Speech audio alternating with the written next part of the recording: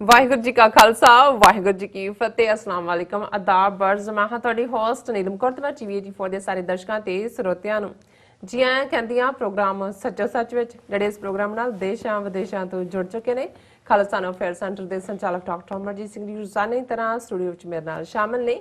ਉਹਨਾਂ ਨਾਲ ਗੱਲਬਾਤ ਕਰਕੇ ਅੱਜ ਦੇ ਅਹਿਮ ਇਸ਼ੂਜ਼ ਉੱਪਰ ਉਹਨਾਂ ਤੋਂ ਉਹਨਾਂ ਦਾ ਤਬਸਰਾ ਜਾਣਦੇ ਹਾਂ।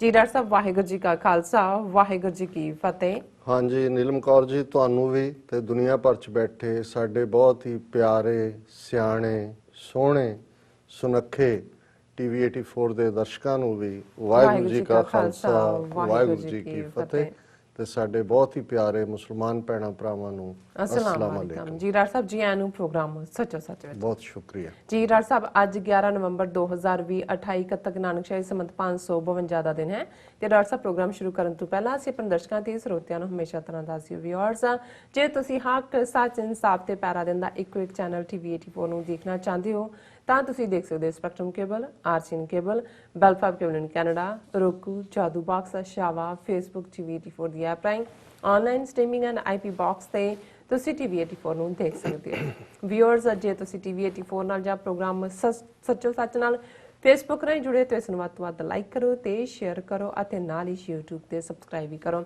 ਇਹ ਵੀ ਦੱਸ ਦਈਏ ਕਿ ਤੁਸੀਂ TV84 ਦੀ ਐਪ ਨੂੰ ਐਂਡਰਾਇਡ ਐਂਡ ਐਪ ਸਟੋਰ ਤੇ ਡਾਊਨਲੋਡ ਕਰਕੇ ਜੋ TV84 ਦੀ ਲਾਈਵ ਸਟ੍ਰੀਮ ਹੈ ਉਸ ਨੂੰ ਤੁਸੀਂ 24 ਆਵਰਸ ਦੇਖ ਸਕਦੇ ਹੋ। ਵਿਊਅਰਸ, ਹੁਣ ਅਸੀਂ ਆਪਣੇ ਪ੍ਰੋਗਰਾਮ ਦੀ ਸ਼ੁਰੂਆਤ ਕਰਨ ਜਾ ਰਹੇ ਹਾਂ ਅੱਜ ਦੇ ਪਹਿਲੇ ਅਹਿਮ ਇਸ਼ੂ ਦੇ ਨਾਲ। ਸੋ ਪਹਿਲੇ ਅਹਿਮ ਇਸ਼ੂ ਦੇ ਵਿੱਚ ਗੱਲਬਾਤ ਹੋਵੇਗੀ ਕਿ ਕਿਸ ਤਰ੍ਹਾਂ ਭਾਰਤ ਵਿੱਚ ਜਿਹੜੀ BJP ਵੱਲੋਂ ਬਿਹਾਰ ਚੋਣਾਂ ਦੇ ਵਿੱਚ ਮਿਲੀ ਕਾਮਯਾਬੀ ਦੀਆਂ ਜਿਹੜੀਆਂ ਖਬਰਾਂ ਨੇ ਉਹ ਮੀਡੀਆ ਦੀਆਂ ਸੁਰਖੀਆਂ ਬਣੀਆਂ ਹੋਈਆਂ ਨੇ, ਪਰ ਹਕੀਕਤ ਵਿੱਚ EVM ਮਸ਼ੀਨਾਂ ਵਿੱਚ ਕੀਤੀ ਗਈ ਹੇਰਾਫੇਰੀ, ਪੈਸੇ ਦੀ ਅੰਨੀ ਵਰਤੋਂ ਅਤੇ ਧੱਕੇਸ਼ਾਹੀ ਦੇ ਸਹਾਰੇ ਨਾਲ ਜਿਹੜੀ ਇਹ ਜਿੱਤ ਹੈ ਇਹ ਹਾਸਲ ਕੀਤੀ ਗਈ ਹੈ। ਜਾਤ ਪਾਤੀ ਅਤੇ ਮਜ਼ਹਬੀ ਵੱਖਰੇਵਿਆਂ ਦੀ ਨਫ਼ਰਤ ਨੂੰ ਪੁੱਜ ਕੇ ਜਿਹੜਾ ਉਹ ਪ੍ਰਚਾਰਿਆ ਗਿਆ ਹੈ। ਸੋ ਭਾਰਤ ਦੀ ਇੱਕ ਆਜ਼ਾਦ ਜਮਹੂਰੀ ਸੰਸਥਾ ADR ਦਾ ਕਹਿਣਾ ਹੈ ਕਿ ਬਿਹਾਰ ਦੇ ਕੁੱਲ ਚੁਣੇ ਗਏ 241 MLA ਚੋਂ 163 MLA यानी कि 2/3 MLA खिलाफ जड़ा है क्रिमिनल केस दर्ज ने। सो व्यूअर्स, ये है भारत की अखौती जमहूरीयत का असल चेहरा। सो इस बारे आप गलबात करन जा रहे हैं। सो असीं चाहांगे कि तुसीं साडे नाल इसी तरह ही बने रहना। देखण सुनी तुहाडा सब दा बहुत बहुत शुक्रिया। जी डॉक्टर साहब, की विचार ने इस विषय बारे? देखो, अज वैटरन्स डे है जी। ज़ाहिर है कि हर मुल्क, खास तौर पर अमेरिका, अज प्रेजिडेंट ट्रंप उन्होंने अर्लिंगटन सैमेट्री जिथे कि हज़ारां कबरां बणियां हुई ने जिहड़े शहीद फौजी अमरीका के हितां लई दुनिया के अड अड थावां ते जिहड़े ने मारे गए, उत्थे उन्होंने अपनी ट्रिब्यूट दित्ती, फुल भेट कीते। उत्थे जिहड़े प्रेजिडेंट इलैक्ट ने जो बाइडन, वो कोरियन वार मैमोरीअल फिलाडेल्फिया दे विच गए, उत्थे उन्होंने उन्होंने जिहड़े शहीद फौजी ने उन्होंने ट्रिब्यूट दिता। मैं समझदा भी ये गल सिर्फ इत्थों तक महदूद नहीं है। जे असीं ये देखिए तो कोई भी नेशन जां कौम उस दी जे हस्ती कायम रही है तो उस सब तो वड्डा रोल उस कौम, कबीले जां नेशन दे शहीदां दा हुंदा है। यही कारण है कि मजहबी तौर पर, खास तौर पर सिख मजहब दे विच, इस्लाम दे विच बहुत उच्चा रुतबा शहीद दा। और जदों असीं ईवन बेशक अमरीका दीयां जड़ां तां क्रिश्चियनिटी च ने और ये पिलग्रिम्स जिहड़े परसीक्यूटेड लोग सी आए उन्होंने इत्थे फाउंड कीता इस मुल्क नूं शुरुआती दौर दे विच, बाद च नेशन ऑफ इमिग्रेंट्स बन गया। और इहदे च भी कोई शक नहीं कि क्रिश्चियनिटी का जिहड़ा कोर प्रिंसीपल है वो तां ये है कि भी जे तुहाडी एक गल ते चपेड़ मारे तो दूसरी गल जां दूसरी चीक उहदे अगे कर दिओ। पर इहदे बावजूद दुनिया दियां सिर्फ यही नहीं भी यूरोप जिहड़ा क्रिश्चियन कॉन्टीनेंट है जां अमरीका जिहड़ा अज सुपर पावर है, इन्हां ने अपने आप नूं स्ट्रोंग कीता है जां अपनी आर्मी ते बेस्ड जिहड़ी है अपनी ताकत बनाई है। पर असीं देखदे हैं कि कई थां ते बिना वजह भी जाके खून खराबा कीता जांदा है, उहनूं नैशनल इंटरस्ट नाल जोड़ दित्ता जांदा है, उदों मजहब पिछली सीट ते चला जांदा है। और ये सारे च सानूं भी असीं जदों अज ये गलबात कर रहे हैं, असीं ਆਪਣੀ ਧਰਤੀ ਦੇ ਉੱਤੇ ਇੱਕ ਤਾਂ ਬੀਤੇ ਦੇ ਸ਼ਹੀਦ ਨੇ ਜਿਨ੍ਹਾਂ ਨੂੰ ਅਸੀਂ ਰੋਜ਼ਾਨਾ ਅਰਦਾਸ ਦੇ ਵਿੱਚ ਯਾਦ ਕਰਦੇ ਹਾਂ, ਪਰ ਜੇ ਅੱਜ ਸਬ ਕੰਟੀਨੈਂਟ ਦੇ ਹਵਾਲੇ ਨਾਲ ਗੱਲ ਕਰੀਏ ਤੇ ਮੈਂ ਫਿਰ ਉਹਨਾਂ ਸਾਰੇ ਹੀ ਬਹਾਦਰ ਖਾਲਿਸਤਾਨੀ ਜੁਝਾਰੂ ਸਿੰਘਾਂ ਸਿੰਘਣੀਆਂ ਨੂੰ, ਬਹਾਦਰ ਸਾਡੇ ਕਸ਼ਮੀਰੀ ਭੈਣ ਭਰਾ, ਉਹਨਾਂ ਦੇ ਜੂਝਣ ਵਾਲੇ ਜੁਝਾਰੂਆਂ ਨੂੰ, ਨਾਰਥ ਈਸਟ ਦੇ ਵਿੱਚ ਨਾਗੇ, ਮੀਜ਼ੋ, ਮਨੀਪੁਰ ਦੇ, ਅਸਾਮੀ ਔਰ ਭਾਰਤ ਭਰ ਦੇ ਵਿੱਚ ਜਿਨ੍ਹਾਂ ਨੇ ਇਹਨਾਂ 72-73 ਸਾਲਾਂ ਦੇ ਵਿੱਚ ਆਪਣੀਆਂ ਕੌਮਾਂ ਦੀ ਅਣਖ ਅਜ਼ਮਤ ਦੇ ਲਈ, ਆਪਣੇ ਨੇਸ਼ਨਸ ਦੇ ਲਈ ਕੁਰਬਾਨੀਆਂ ਕੀਤੀਆਂ ਨੇ, ਉਹਨਾਂ ਸਾਰਿਆਂ ਨੂੰ ਵੀ ਮੈਂ ਜਿਹੜਾ ਉਹ ਟ੍ਰਿਬਿਊਟ ਦਿੰਦਾ, ਉਹਨਾਂ ਨੂੰ ਸ਼ਰਧਾ ਦੇ ਫੁੱਲ ਭੇਟ ਕਰਦੇ, ਕਿਉਂਕਿ ਅਲਟੀਮੇਟਲੀ ਗੱਲ ਸਿਰਫ ਨੇਸ਼ਨਸ ਦਾ ਤਾਂ ਜਿਹੜੇ ਐਸਟੈਬਲਿਸ਼ਡ ਨੇਸ਼ਨਸ ਨੇ ਉਹਨਾਂ ਦੇ ਲਈ ਤਾਂ ਇੱਕ ਰਿਚੁਅਲ ਹੈ, ਕਿਉਂਕਿ ਕੈਲੰਡਰ ਦੇ ਉੱਤੇ ਦਿਨ ਹੈ ਔਰ ਛੁੱਟੀ ਵੀ ਹੁੰਦੀ ਹੈ ਬਹੁਤ ਸਾਰੇ ਫੈਡਰਲ ਥਾਵਾਂ ਦੇ ਉੱਤੇ, ਔਰ ਇਹਨੂੰ ਵੈਟਰਨਸ ਡੇ ਇਕੱਲਾ ਇਹੀ ਨਹੀਂ, ਜਿਹੜੇ ਸ਼ਹੀਦ ਹੋਏ, ਜਿਨ੍ਹਾਂ ਨੇ ਜੰਗਾਂ ਲੜੀਆਂ, ਜਿਉਂਦੇ ਨੇ, ਉਹਨਾਂ ਦਾ ਬਹੁਤ ਰਿਸਪੈਕਟ ਕੀਤਾ ਜਾਂਦਾ ਹੈ ਕਿ ਵੀ ਇਹ ਵਾਰ ਵੈਟਰਨ ਨੇ।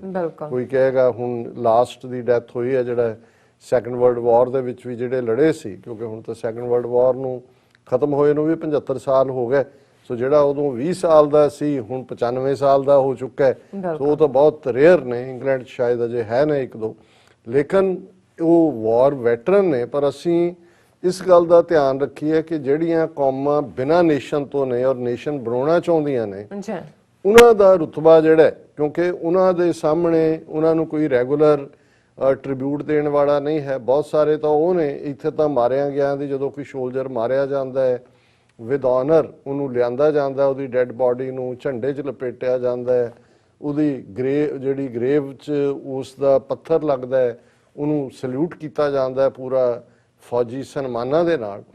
ਪਰ ਉਹ ਵੀ ਨੇ ਜੇ ਅਸੀਂ ਆਪਣੀ ਕਰੀਏ ਜਿਨ੍ਹਾਂ ਨੂੰ ਵਾਟਰੀ ਗ੍ਰੇਵ ਮਿਲੀ, ਜਿਨ੍ਹਾਂ ਨੂੰ ਪਾਣੀ ਦੇ ਹਵਾਲੇ ਕਰ ਦਿੱਤਾ ਗਿਆ ਅਣਪਛਾਤੀਆਂ ਲਾਸ਼ਾਂ ਕਹਿ ਕੇ, ਉਹ ਵੀ ਨੇ ਜਿਹੜੇ ਸ਼ਮਸ਼ਾਨ ਘਾਟਾਂ ਦੇ ਵਿੱਚ ਅਣਪਛਾਤੀਆਂ ਲਾਸ਼ਾਂ ਕਹਿ ਕੇ ਸਾੜ ਦਿੱਤੇ ਗਏ, ਉਹ ਵੀ ਨੇ ਕਸ਼ਮੀਰ ਵੈਲੀ ਦੀ ਜੇ ਗੱਲ ਕਰੀਏ ਕਿ ਕਿਵੇਂ ਮਾਸ ਗ੍ਰੇਵਸ ਉੱਥੇ ਬਣਾਈਆਂ ਗਈਆਂ ਔਰ ਉਹਦੇ 'ਚ ਸੁੱਟ ਦਿੱਤਾ ਗਿਆ, ਔਰ ਉਹ ਜਿਨ੍ਹਾਂ ਨੂੰ ਨਾ ਕਫਨ ਨਸੀਬ ਹੋਇਆ, ਨਾ ਸ਼ਨਾਖਤ ਮਿਲੀ, ਨਾ ਉਹਨਾਂ ਨੂੰ ਉਹਨਾਂ ਦੇ ਇੱਥੇ ਤਾਂ ਕਹਿਣਗੇ ਕੋਈ ਵੀ ਕਿ ਇਹ ਗਰੀਵਿੰਗ ਪੀਰੀਅਡ ਹੈ and let we put a lid on it, ਪਰ ਉਹ ਜਿਹੜੇ ਵੀਪਿੰਗ ਵੂੰਡਸ ਨੇ, ਵਗਦੇ ਜ਼ਖਮ ਨੇ, ਕਿਉਂਕਿ ਜਿਨ੍ਹਾਂ ਦੇ ਪਿਆਰੇ ਘਰੋਂ ਚਲੇ ਗਏ, ਘਰੇ ਵਾਪਸ ਹੀ ਨਹੀਂ ਮੁੜੇ, ਕਿ ਜਿਹਨੂੰ ਗੁਰੂ ਨਾਨਕ ਸਾਹਿਬ ਨੇ ਫਰਮਾਇਆ ਸੀ ਕਿ ਜਿਨ ਕੇ ਬੰਕੇ ਘਰੀ ਨਾ ਆਇਆ ਤਿੰਨ ਕਿਮ ਰਹਿਣ ਵਿਹਾਣੀ, ਕਿ ਜਿਨ੍ਹਾਂ ਦੇ ਬੰਕੇ ਸੋਹਣੇ ਰਾਤ ਘਰ ਨਹੀਂ ਪਰਤੇ, ਉਹਨਾਂ ਦੀਆਂ ਰਾਤਾਂ ਕਿਵੇਂ ਗੁਜ਼ਰਦੀਆਂ ਨੇ।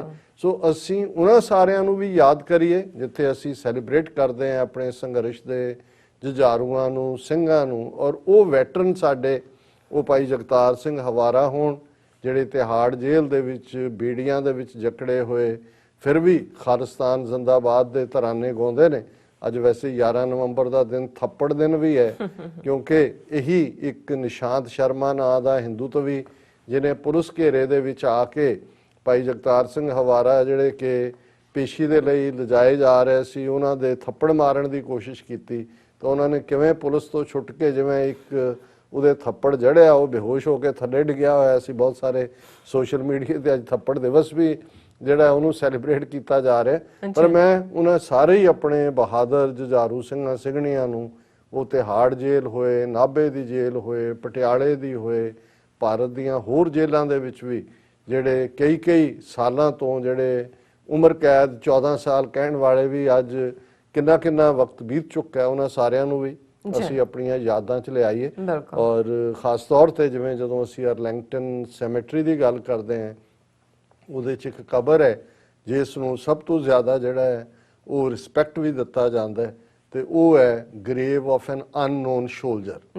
ਹੁਣ ਇੱਕ ਤਾਂ ਉਹ ਨੇ ਜਿਨ੍ਹਾਂ ਦੀ ਪਛਾਣ ਹੋਈ, ਇੱਕ ਉਹ ਨੇ ਜਿਹੜੇ ਪਛਾਣੇ ਹੀ ਨਹੀਂ ਗਏ। ਅੱਜ ਤਾਂ DNA ਦਾ ਕਨਸੈਪਟ ਆ ਗਿਆ, ਹੁਣ ਤਾਂ ਜੇ ਕੋਈ ਕਿਸੇ ਦੇ ਰਿਮੇਨਸ ਵੀ ਮਿਲਦੇ ਨੇ ਲਾਸਟ, ਤਾਂ ਉਹਨਾਂ ਨੂੰ ਦੇਖ ਲਿਆ ਜਾਂਦਾ ਹੈ ਵੀ ਉਸ ਟੱਬਰ ਦਾ ਹੈ। ਸੋ ਇਸੇ ਤਰ੍ਹਾਂ ਅਸੀਂ ਵੀ ਉਹਨਾਂ ਆਪਣੇ ਯੋਧਿਆਂ ਨੂੰ ਯਾਦ ਕਰੀਏ ਜਿਹੜੇ ਕੋਈ ਰੋਈ ਦੇ ਪੁਲ ਤੇ, ਕੋਈ ਕਿਸੇ ਡਰੇਨ ਦੇ ਕੰਢੇ, ਕੋਈ ਡੈਜ਼ਰਟ ਦੇ ਵਿੱਚ ਅਣਪਛਾਤੀ ਲਾਸ਼ ਬਣਾ ਕੇ ਮਾਰ ਦਿੱਤਾ ਗਿਆ, ਉਹਨਾਂ ਨੂੰ ਵੀ ਆਪਣੀਆਂ ਯਾਦਾਂ 'ਚ ਲਿਆਈਏ। ਔਰ ਜਿਹੜੇ ਅੱਜ ਵੀ, ਇਸ ਲਈ ਇਹ ਤਾਂ ਅਸੀਂ ਸ਼ਹੀਦਾਂ ਦੀ ਗੱਲ ਕੀਤੀ ਆ, ਮਾਰਟੀਅਰਸ ਦੀ, ਵੈਟਰਨ ਜਿਹੜੇ ਅੱਜ ਵੀ ਖਾਲਿਸਤਾਨ ਦੇ ਝੰਡੇ ਨੂੰ ਜਿਨ੍ਹਾਂ ਨੇ ਉੱਚਾ ਰੱਖਿਆ ਹੋਇਆ ਹੈ ਔਰ ਇਸ ਗੱਲ ਦੇ ਉੱਤੇ ਉਹ ਪਹਿਰਾ ਦਿੰਦੇ ਨੇ, ਜਿਹੜੇ ਲਫ਼ਜ਼ ਅੱਜ ਵੀ ਮੇਰੇ ਕੰਨਾਂ 'ਚ ਉਵੇਂ ਹੀ ਜਿਹੜਾ ਉਹ ਆਵਾਜ਼ ਦਿੰਦੇ ਨੇ, ਜਿਹੜੇ ਸੰਤ ਪਿੰਡਾਂ ਵਾਲੇ ਜਦੋਂ ਮੰਜੀ ਸਾਹਿਬ ਦੀਵਾਨ ਹਾਲ ਤੋਂ ਖਾਲਸਾ ਸੰਗਤ ਨੂੰ ਐਡਰੈਸ ਕਰਦੇ ਆ ਕਹਿੰਦੇ ਸੀ ਕਿ ਖਾਲਸਾ ਜੀ ਸ਼ਹੀਦਾਂ ਦੇ ਖੂਨ ਦਾ ਹੱਕ ਲੈਣਾ। ਸੋ ਜੇ ਸਾਡੇ ਸਾਹਮਣੇ ਸਾਡੇ ਦੇਖਦੇ ਆ ਸਾਡੇ ਸੰਗੀ ਸਾਥੀ ਸਾਥੋਂ ਵਿਛੜੇ ਕੌਮੀ ਆਜ਼ਾਦੀ ਦੇ ਲਈ, ਔਰ ਜੇ ਅਸੀਂ ਐਸ਼ੀ ਦੇ ਵਿੱਚ ਆਪਣੀ ਡੇ ਟੂ ਡੇ ਲਾਈਫ 'ਚ ਪਰਿਵਾਰਕ ਫਰਜ਼ਾਂ ਦੇ ਨਾਂ ਥੱਲੇ ਗਵਾਚ ਜਾਈਏ ਤੇ ਫਿਰ ਅਸੀਂ ਸ਼ਹੀਦਾਂ ਦੇ ਦੇਣਦਾਰ ਹਾਂ। ਕਿਉਂਕਿ ਜਿਹੜੇ ਚਲੇ ਗਏ ਉਹਨਾਂ ਨੂੰ ਤਾਂ ਗੁਰੂ ਦੀ ਗੋਦ ਹੈ, ਉਹ ਤਾਂ ਰੱਬ ਨੂੰ ਅੱਲਾਹ ਤਾਲਾ ਨੇ ਉਹਨਾਂ ਨੂੰ ਬੁਲੰਦ ਰੁਤਬਾ ਦਿੱਤਾ, ਪਰ ਜਿਹੜੇ ਸਾਡੇ ਵਰਗੇ ਜਿਉਂਦੇ ਨੇ ਸਾਨੂੰ ਇਹ ਰੋਜ਼ਾਨਾ ਦੁਹਰਾਉਣ ਦੀ ਲੋੜ ਹੈ ਕਿ ਅਸੀਂ ਸ਼ਹੀਦਾਂ ਦੇ ਡੁੱਲੇ ਖੂਨ ਦਾ ਹੱਕ ਲੈਣਾ। ਔਰ ਇਸ ਗੱਲ ਦਾ ਧਿਆਨ ਰਹੇ ਕਿ ਅੱਜ ਦੀ ਲੈਂਗੁਏਜ ਦੇ ਵਿੱਚ ਖੂਨ ਦਾ ਹੱਕ ਲੈਣ ਦਾ ਮਤਲਬ ਹੈ ਇੰਡੀਪੈਂਡੈਂਟ ਸੋਵਰਨ ਖਾਲਿਸਤਾਨ ਨੂੰ ਲਿਬਰੇਟ ਕਰਵਾਉਣਾ, ਦਰਿਆਏ ਜਮਨਾ ਤੋਂ ਵਾਘਾ ਤੱਕ ਜਿਹੜਾ ਇੰਡੀਅਨ ਆਰਮੀ ਜੈਕਬੂਟ ਦੇ ਥੱਲੇ। ਹੁਣ ਅਸੀਂ ਜਮਹੂਰੀਅਤ ਦੇ ਫਰਾਡ ਦੀ ਗੱਲ ਕਰੀਏ, ਬੇਸ਼ੱਕ ਇਹ ਜਦੋਂ ਅਸੀਂ ਅਲਾਮਾ ਇਕਬਾਲ ਉਹਨਾਂ ਦੀ 143ਵੀਂ ਬਰਥ ਐਨੀਵਰਸਰੀ ਦੇ ਉੱਤੇ ਉਹਨਾਂ ਤੇ ਸੈਗਮੈਂਟ ਕੀਤਾ ਪਹਿਲਾਂ, ਉਹਨੂੰ ਸਾਡੇ ਪਾਕਿਸਤਾਨੀ ਭੈਣਾਂ ਭਰਾਵਾਂ ਨੇ ਬਹੁਤ ਸਰਾਹਿਆ ਔਰ ਬਹੁਤ ਸਾਰੇ ਉਹਦੇ ਤੇ ਕਮੈਂਟਸ ਨੇ। ਸਗੋਂ ਅੱਜ ਸਾਡੇ ਇੱਕ ਵੀਰ ਇੰਗਲੈਂਡ ਤੋਂ ਕਾਲ ਕਰਦੇ ਨੇ ਤੇ ਉਹ ਬੜੇ ਮਾਣ ਨਾਲ ਕਹਿ ਰਹੇ ਸੀ ਕਿ ਡਾਕਟਰ ਸਾਹਿਬ ਤੁਹਾਨੂੰ ਜਿਵੇਂ ਮੁਸਲਮਾਨ ਭੈਣ ਭਰਾ ਪਿਆਰ ਕਰਦੇ ਨੇ ਉਸ ਨਾਲ ਮੈਨੂੰ ਵੀ ਬੜਾ ਫਖਰ ਮਹਿਸੂਸ ਹੁੰਦਾ ਜਦੋਂ ਮੈਂ ਥੱਲੇ ਕਮੈਂਟ ਪੜ੍ਹਦਾ। ਤੇ ਮੇਰਾ ਇਹ ਕਹਿਣਾ ਵੀ ਇਹ ਉਹਨਾਂ ਦੀ ਨਵਾਜ਼ਿਸ਼ ਹੈ। ਅਸੀਂ ਤਾਂ ਕੋਸ਼ਿਸ਼ ਕਰਦੇ ਹਾਂ ਕਿ ਜਿਹੜੀ ਸਾਂਝ, ਜਿਹੜੀ ਇੱਕ ਕੌਮਨੈਲਿਟੀ ਉਹ ਤੌਹੀਦ ਦੀ ਹੋਏ, ਗੁਰੂ ਨਾਨਕ ਸਾਹਿਬ ਦੀ ਬਾਣੀ, ਭਾਈ ਮਰਦਾਨੇ ਦੀ ਰਬਾਬ ਦੀ ਹੋਏ, ਗੁਰੂ ਅਰਜਨ ਸਾਹਿਬ ਤੇ ਸਾਈਂ ਮੀਆਂ ਮੀਰ ਦੀ ਹਰਮੰਦਰ ਸਾਹਿਬ ਦੀ ਹੋਏ, ਜਾਂ ਨਬੀ ਖਾਨ, ਗਨੀ ਖਾਨ, ਪੀਰ ਬੁੱਧੂ ਸ਼ਾਹ ਦੀ, ਗੁਰੂ ਕਲਗੀਧਰ ਪਾਤਸ਼ਾਹ ਨਾਲ ਹੋਏ। ਇਸ ਨੂੰ ਅਸੀਂ ਔਰ ਅੱਜ ਦੇ ਦੌਰ 'ਚ ਕਰਤਾਰਪੁਰ ਸਾਹਿਬ ਦਾ ਲਾਂਘਾ ਖੋਲ੍ਹਣਾ 1 ਸਾਲ ਪਹਿਲਾਂ, ਉਹ ਦਿਨ ਵੀ ਜਿਹੜਾ 9 ਨਵੰਬਰ ਦਾ ਹੀ ਸੀ ਔਰ ਅਸੀਂ ਜਿਹੜਾ ਸਾਰਿਆਂ ਦਾ ਹੀ ਸਾਂਝੇ ਤੌਰ ਤੇ ਸ਼ੁਕਰੀਆ ਅਦਾ ਕਰਦੇ ਹਾਂ ਜੋ ਮੁਹੱਬਤ ਔਰ ਪਿਆਰ ਤੁਸੀਂ ਦਿੰਦੇ ਹੋ। ਕਿਉਂਕਿ ਬੇਸ਼ੱਕ ਅਸੀਂ ਉਸ ਦਿਨ ਟੱਚ ਬੇਸ ਨਹੀਂ ਕੀਤਾ ਕਿ ਜਦੋਂ ਜਮਹੂਰੀਅਤ ਦੀ ਗੱਲ ਆਉਂਦੀ ਹੈ, ਡੈਮੋਕ੍ਰੇਸੀ ਦੇ ਨਾਂ ਥੱਲੇ, ਕਿਉਂਕਿ ਅਸੀਂ ਚੋਣਾਂ ਦੀ ਗੱਲ ਕਰ ਰਹੇ ਹਾਂ, ਅਮਰੀਕਾ ਦੀ ਚੋਣ ਦਾ ਫੱਡਾ ਉੱਥੇ ਹੀ ਖੜਾ ਹੈ।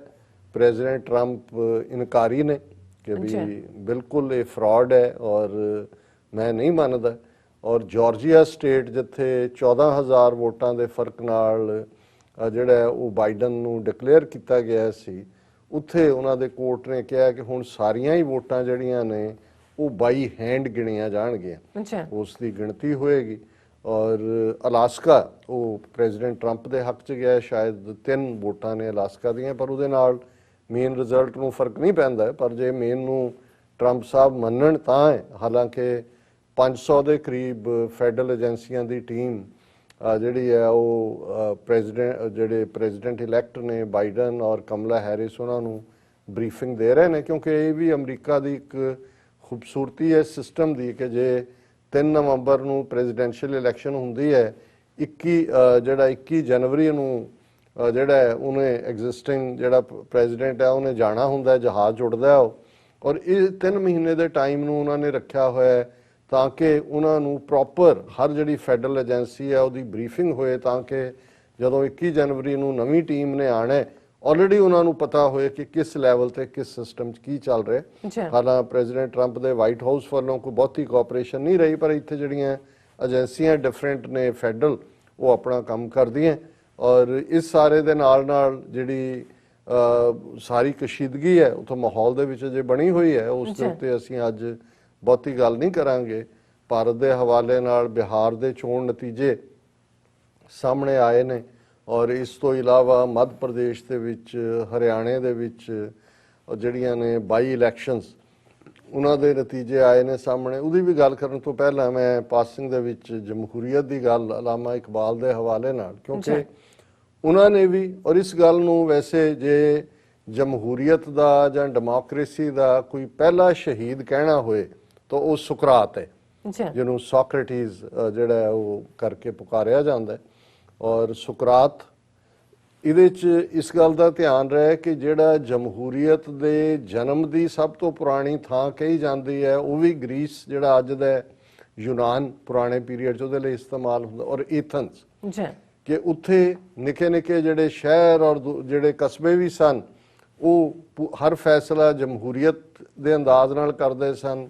ਕਲੈਕਟਿਵ ਲੋਕ ਬੈਠਦੇ ਸੀ, ਕਲੈਕਟਿਵ ਸੁਣਵਾਈ ਹੁੰਦੀ ਸੀ, ਔਰ ਉਸ ਸਾਰੇ ਸਿਸਟਮ ਦੇ ਵਿੱਚ ਜਿਹੜਾ ਉਸ ਨੂੰ ਵੀ, ਕਿਉਂਕਿ ਸੁਕਰਾਤ ਇੱਕ ਸਿਆਣਾ ਬੰਦਾ ਜਿਹੜਾ ਨੌਜਵਾਨਾਂ ਦੇ ਵਿੱਚ ਵਿਚਰ ਕੇ ਘੁੰਮ ਕੇ ਜ਼ਿੰਦਗੀ ਦੇ ਜਿਹੜੇ ਹੋਰ ਵੀ ਮਸਲੇ ਨੇ, ਕਿਉਂਕਿ ਜਮਹੂਰੀਅਤ ਦਾ ਮਤਲਬ ਸਿਰਫ ਵੋਟਾਂ ਰਾਹੀਂ ਜਾਂ ਬਾਹਾਂ ਖੜੀਆਂ ਕਰਕੇ ਜਾਂ ਜਿਵੇਂ ਇੰਗਲੈਂਡ ਹਾਊਸ ਆਫ ਕਾਮਨ ਇਹ ਨਹੀਂ ਇਹ ਕਰਕੇ ਤਾਂ ਨਹੀਂ ਹੈ। ਉਹਦਾ ਮਤਲਬ ਲਾਈਫ ਦੀ ਟੋਟਲ ਕੰਪਲੀਸ਼ਨ ਹੈ ਜਦੋਂ ਤੁਸੀਂ ਇੱਕ ਮਾਸ਼ਰੇ 'ਚ ਰਹਿੰਦੇ ਹੋ।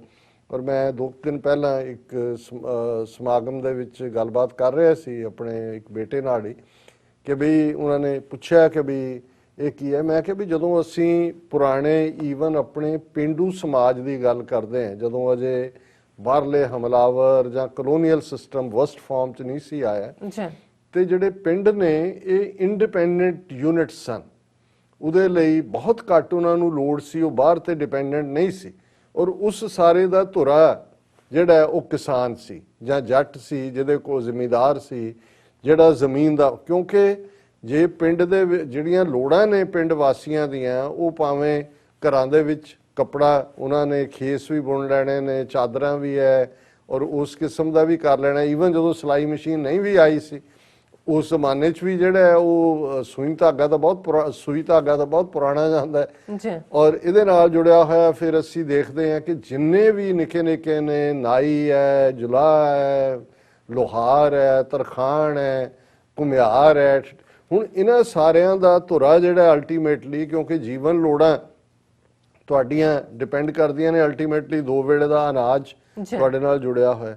ਔਰ ਇਹੀ ਜਿਹਨੂੰ ਅੱਜ ਮੋਦੀ ਹਕੂਮਤ ਰੋਲਣ ਤੇ ਆਈ ਹੋਈ ਹੈ, ਕਿਸਾਨਾਂ ਨੂੰ ਬੇਜ਼ਮੀਨੇ ਕਰਨ ਤੇ ਆਈ ਹੋਈ ਹੈ, ਔਰ ਉਹ ਸਾਰੀ ਪੀੜ ਜਿਹਨੂੰ ਅਸੀਂ ਰੋਜ਼ਾਨਾ ਮਹਿਸੂਸ ਕਰਦੇ ਹਾਂ। ਹੁਣ ਬੇਸ਼ੱਕ ਪੰਜਾਬ ਦੇ ਕਿਸਾਨਾਂ ਨੂੰ ਸੱਦਿਆ ਜੀ ਗੱਲਬਾਤ ਦੇ ਲਈ, ਉਹਨਾਂ ਦੀਆਂ ਜਥੇਬੰਦੀਆਂ ਨੂੰ, ਪਰ ਇਹ ਵੀ ਇੱਕ ਤੋਂ ਬਾਅਦ ਇੱਕ ਫਰਾਡ ਹੈ।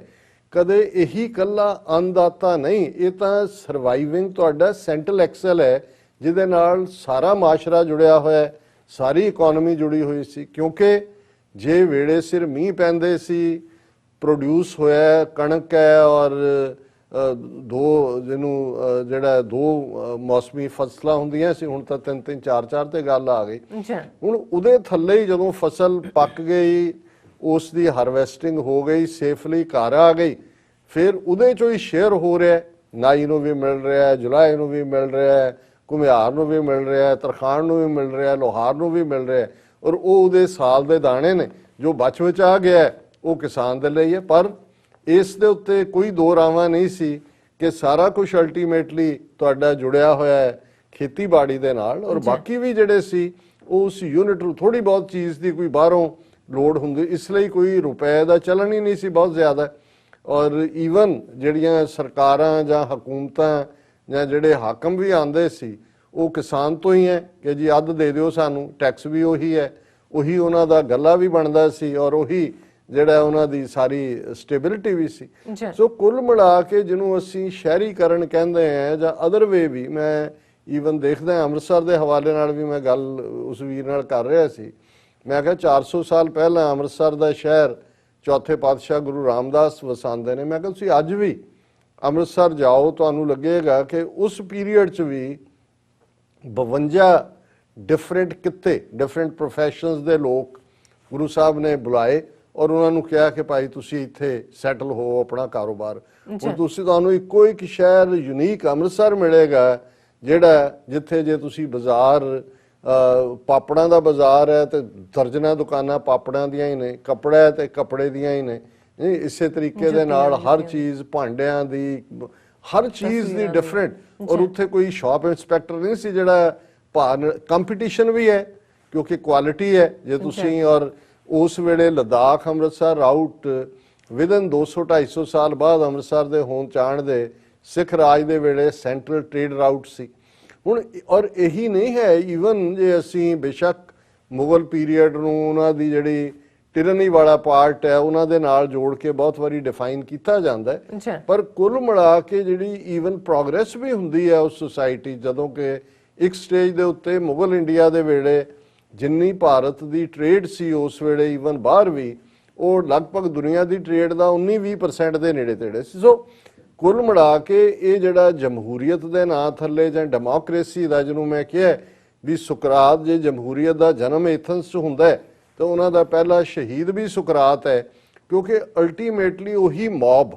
ਹੁਣ ਜਮਹੂਰੀਅਤ ਨੂੰ ਜਦੋਂ ਅਸੀਂ ਇੰਡੀਅਨ ਡੈਮੋਕ੍ਰੇਸੀ ਨੂੰ ਕਹਿੰਦੇ ਆ, ਇੱਥੇ ਨਾਅਰੇ ਲਵਾਉਂਦੇ ਆ ਕਿ ਇੰਡੀਅਨ ਥੱਗੋਕ੍ਰੇਸੀ, ਠੱਗ ਅੰਗਰੇਜ਼ੀ 'ਚ ਉਹਨਾਂ ਦਾ ਠੱਗ, ਇੱਥੇ ਠੱਗ ਹੈ THUG ਦੇ ਨਾਲ, ਇੰਡੀਅਨ ਠੱਗੋਕ੍ਰੇਸੀ, ਸ਼ੇਮ ਸ਼ੇਮ, ਇੰਡੀਅਨ ਮੋਬੋਕ੍ਰੇਸੀ। ਹੁਣ ਮੋਬੋਕ੍ਰੇਸੀ ਕੀ ਹੈ, ਇਹਦਾ ਪਹਿਲਾ ਸਬੂਤ ਲਗਭਗ 2500 ਸਾਲ ਪਹਿਲਾਂ ਐਥਨਸ 'ਚ ਮਿਲ ਗਿਆ ਸੀ, ਜਦੋਂ ਕਿ ਮੌਬ ਨੇ ਹੀ ਫੈਸਲਾ ਦਿੱਤਾ ਸੀ ਕਿ ਸੁਕਰਾਤ ਜਿਹੜਾ ਹੈ ਗੁੰਮਰਾਹ ਕਰ ਰਿਹਾ ਲੋਕਾਂ ਨੂੰ ਔਰ ਇਹਨੂੰ ਜ਼ਹਿਰ ਦਾ ਪਿਆਲਾ ਦਿੱਤਾ ਜਾਏ। ਔਰ ਉਹਦੇ 'ਚ ਉਹਨੇ ਉੱਥੇ ਵੀ ਖਲੋ ਕੇ ਚੈਲੰਜ ਕਰਕੇ ਕਿਹਾ ਸੀ। ਉਹਦਾ ਬੜਾ ਖੂਬਸੂਰਤ ਜਿਹੜਾ ਉਹ ਡਾਇਲੌਗ ਹੈ ਜਿਹੜਾ ਉਹਦੇ ਡਿਸਾਈਪਲ ਜਾਂ ਉਹਦੇ ਚੇਲੇ ਨੇ, ਪਲੇਟੋ ਨੇ ਬਾਅਦ ਦੇ ਵਿੱਚ ਲਿਖਿਆ। ਉਹਨੇ ਕਿਹਾ ਵੀ ਮੈਨੂੰ ਫਖਰ ਹੈ ਆਪਣੇ ਸ਼ਹਿਰ ਤੇ, ਪਰ ਤੁਸੀਂ ਜੋ ਫੈਸਲਾ, ਮੈਨੂੰ ਮਰਨ ਤੋਂ ਕੋਈ ਡਰ ਨਹੀਂ ਹੈ, ਕਿਉਂਕਿ ਮੌਤ, ਉਹ ਕਿਉਂਕਿ ਗ੍ਰੀਕਸ ਵੀ ਅਸੈਂਡੈਂਸੀ ਆਫ ਲਾਈਫ 'ਚ ਯਕੀਨ ਰੱਖਦੇ ਸੀ, ਮਰਨ 'ਚ ਕਿ ਬਾਡੀ ਦੇ ਖਤਮ ਹੋਣ ਨਾਲ ਖਤਮ ਨਹੀਂ ਹੁੰਦਾ ਰੂਹ ਦਾ ਸਫ਼ਰ। ਸੋ ਉਹਨੇ ਕਿਹਾ ਮੈਨੂੰ ਇਹ ਨਹੀਂ ਹੈ, ਪਰ ਜਦੋਂ ਕੱਲ ਨੂੰ ਦੁਨੀਆ ਮੇਰੇ ਸ਼ਹਿਰ ਦੀ ਗੱਲ ਕਰੇਗੀ ਔਰ ਤੁਹਾਨੂੰ ਦੋਸ਼ ਦੇਗੀ ਕਿ ਤੁਸੀਂ ਮੈਨੂੰ ਜਿਹੜੀ ਹੈ ਸਜ਼ਾਏ ਮੌਤ ਦਿੱਤੀ ਸੀ, ਤੇ ਮੈਨੂੰ ਮੇਰੀ ਰੂਹ ਨੂੰ ਵੀ ਇਸ ਗੱਲ ਦਾ ਦੁੱਖ ਹੋਏਗਾ। ਪਰ ਮੈਂ ਸਮਝਦਾ ਵੀ ਜਿੱਥੇ ਬਿਊਟੀ ਐਥਨਸ ਦੀ ਡੈਮੋਕ੍ਰੇਸੀ ਦੇ ਨਾਲ ਜੋੜ ਕੇ ਕੋਟ ਕੀਤੀ ਜਾਂਦੀ ਹੈ, ਉਸੇ ਹੀ ਡੈਮੋਕ੍ਰੇਸੀ ਦੀ ਨੈਗੇਟਿਵਿਟੀ ਵੀ ਸੁਕਰਾਤ ਦੀ ਸ਼ਹਾਦਤ ਦੇ ਨਾਲ ਡਿਫਾਈਨ ਹੋ ਜਾਂਦੀ ਹੈ। ਔਰ over A period of time ਅਸੀਂ ਦੇਖਦੇ ਕਿ ਅਲਟੀਮੇਟਲੀ ਜਦੋਂ ਇਹ ਕਿਹਾ ਜਾਂਦਾ ਹੈ ਕਿ ਭਾਈ, ਅਲਾਮਾ ਇਕਬਾਲ ਦਾ ਵੀ ਇੱਕ ਸ਼ੇਅਰ ਇਸ ਦੇ ਉੱਤੇ ਹੈ ਕਿ ਭਾਈ ਇਹ ਉਹ ਨਿਜ਼ਾਮ ਹੈ ਜਿਹਦੇ 'ਚ ਭਾਰ ਤੋਲਿਆ ਨਹੀਂ ਜਾਂਦਾ, ਉਹਦੇ 'ਚ ਤੁਸੀਂ ਉਹਦੀ ਗਿਣਤੀ ਕਰਦੇ ਹੋ ਕਿ ਕੀ ਹੈ। ਜਾਂ ਜਿਹਨੂੰ ਮੈਂ ਅਕਸਰ ਇਹ ਕਹਿੰਦਾ ਕਿ ਵੀ ਇਸ ਨਿਜ਼ਾਮ 'ਚ ਜਿਹੜਾ ਉਹ ਜਿਹੜੇ 49 ਸ਼ੇਰ ਨੇ ਉਹਨਾਂ ਨਾਲੋਂ 51 ਗਧੇ ਜਿਹੜੇ ਨੇ ਉਹ ਜ਼ਿਆਦਾ ਤਾਕਤਵਰ ਹੁੰਦੇ ਨੇ। ਨਿਜ਼ਾਮ ਤਾਂ ਇਹੀ ਹੈ ਜਦੋਂ ਅਸੀਂ ਮੈਜੋਰਿਟੀ ਦੀ ਗੱਲ ਕਰਦੇ ਹਾਂ। ਪਰ ਹੁਣ ਜਿਹੜਾ ਦੋਨੋਂ ਪਾਸੇ, ਇੱਕ ਪਾਸੇ ਤਾਂ ਅਮਰੀਕਾ 'ਚ ਇਹ ਵੱਡੀ ਡਿਬੇਟ ਹੋ ਗਈ ਫੇਅਰ ਇਲੈਕਟਰਲ ਵੋਟਸ ਜਾਂ ਦੂਜੀਆਂ ਇੱਕ ਬੈਲੈਂਸ ਲਈ ਸੀ। ਹੁਣ ਤਾਂ ਜੇ ਅਮਰੀਕਾ ਦਾ ਪ੍ਰੈਜ਼ੀਡੈਂਟ ਵਾਈਟ ਹਾਊਸ 'ਚ ਖਲੋ ਕੇ ਇਲੈਕਸ਼ਨ ਦੀ ਜਿਹੜੀ ਉਸ ਦੀ ਕ੍ਰੈਡੀਬਿਲਿਟੀ ਹੈ ਉਸ ਦੇ ਉੱਤੇ ਸਵਾਲ ਚੁੱਕਦੇ ਕਿ ਫਰਾਡ ਹੈ, ਤੇ ਬਾਕੀ ਤਾਂ ਫਿਰ ਉੜ ਗਏ। ਬਾਕੀਆਂ ਤਾਂ ਐਵੇਂ ਬੱਚੇ ਜਮੂਰੇ ਹੀ ਸੀ। ਕਿਸੇ ਨੇ ਫੌਜੀ ਰਜੀਮ ਦੇ ਨਾਂ ਥੱਲੇ ਉਹ ਤਾਂ ਰਸ਼ੀਆ ਵਾਲੇ ਵੀ ਕਹਿੰਦੇ ਨੇ ਕਿ ਜੀ ਸਾਡੀ ਡੈਮੋਕ੍ਰੇਸੀ ਹੈ, ਭਾਵੇਂ 1 ਪਾਰਟੀ ਰੂਲ ਹੈ, ਅਸੀਂ ਲੋਕਾਂ ਤੋਂ ਵੀ ਪੁੱਛਦੇ ਹਾਂ। ਚਾਈਨਾ ਨੇ ਵੀ ਆਪਣਾ ਸਿਸਟਮ ਬਣਾਇਆ ਹੋਇਆ, ਉਹ ਵੀ ਗਵਰਨ ਭਾਵੇਂ ਉਸ ਦੇ ਥੱਲੇ ਕਰਦੇ ਨੇ, ਕਮਿਊਨਿਜ਼ਮ ਦੇ ਥੱਲੇ, ਪਰ ਉਹ ਵੀ ਕਹਿੰਦੇ ਨੇ ਜੀ ਅਸੀਂ ਲੋਕ ਰਾਏ ਨੂੰ। ਸੋ ਮੈਂ ਸਮਝਦਾ ਵੀ ਇਸ ਸਾਰੇ ਤੋਂ ਬਾਅਦ ਜੋ ਚੱਲ ਰਿਹਾ ਹੈ, ਔਰ ਜਿਵੇਂ ਇੱਥੇ, ਔਰ ਇਹ ਗੱਲ ਵੈਸੇ ਇਹ ਨਹੀਂ ਹੈ ਵੀ ਹੁਣ ਵਾਪਰੀ ਹੈ ਟਰੰਪ ਜਾਂ ਮੋਦੀ ਦੇ ਆਉਣ ਨਾਲ। Hitler, socialist republic of Germany, Hitler ਨੇ ਕਿਹੜਾ ਆਰਮੀ ਕੂ ਕਰਕੇ ਹਕੂਮਤ ਲਈ ਸੀ, ਉਹਨੇ ਵੀ, ਔਰ ਉਹ ਮਾਹੌਲ ਕ੍ਰੀਏਟ ਕਰ ਦਿੱਤਾ ਸੀ ਵੋਟਾਂ ਲੈਣ ਲਈ। ਜਿਵੇਂ ਉਹਨਾਂ ਦੀ ਜਰਮਨ ਪਾਰਲੀਮੈਂਟ ਨੂੰ ਅੱਗ ਲਾ ਦਿੱਤੀ ਔਰ ਉਸ ਸਾਰੇ ਨੂੰ ਜਿਹੜਾ ਉਹ ਕਮਿਊਨਿਸਟਾਂ ਦੇ ਖਾਤੇ 'ਚ ਪਾ ਦਿੱਤਾ। ਜਿਵੇਂ ਇੱਥੇ ਇੱਕ ਖੌਫ ਪੈਦਾ ਕੀਤਾ ਗਿਆ, ਇੱਕ ਡਿਵਾਈਸਿਵ ਏਜੰਡਾ ਦਿੱਤਾ ਗਿਆ ਜਿਹੜਾ ਲਗਾਤਾਰ ਜਾਰੀ ਹੈ, ਔਰ ਇਹ ਜਾਰੀ ਰਹੇਗਾ ਕਿੰਨੀ ਦੇਰ ਪਤਾ ਨਹੀਂ, ਇਹ ਖੌਫਨਾਕ ਵੀ ਹੋ ਸਕਦਾ। ਔਰ ਇਸੇ ਤਰ੍ਹਾਂ ਅਸੀਂ ਭਾਰਤ ਦੇ ਵਿੱਚ ਦੇਖਦੇ ਹਾਂ ਕਿ ਕਿਵੇਂ RSS ਨੇ ਜਾਂ BJP ਨੇ ਕੋਈ ਫੌਜ ਦੇ ਖੂਹ ਨਾਲ ਤਾਂ ਤਾਕਤ ਨਹੀਂ ਲਈ। ਨਫ਼ਰਤ, ਪੋਲਰਾਈਜੇਸ਼ਨ, ਸੁਸਾਇਟੀ ਨੂੰ ਡਿਵਾਈਡ ਕਰਨਾ, ਇੱਕ ਹਿੱਸੇ ਨੂੰ ਕਾਰਨਰ ਕਰਨਾ ਔਰ ਉਹਦੇ ਨਾਲ ਦੂਜਿਆਂ ਦੇ ਅੰਦਰ ਫੀਅਰ ਪੈਦਾ ਕਰਨਾ। ਉਹ ਪਾਕਿਸਤਾਨ ਦਾ ਫੀਅਰ ਹੋਏ, ਉਹ ਅੱਤਵਾਦ ਦਾ ਹੋਏ, ਕਿਸੇ ਹੋਰ ਨਾਂ ਦੇ ਥੱਲੇ ਹੋਏ, ਔਰ ਉਸ ਪਾਵਰ ਨੂੰ ਲੈਣਾ।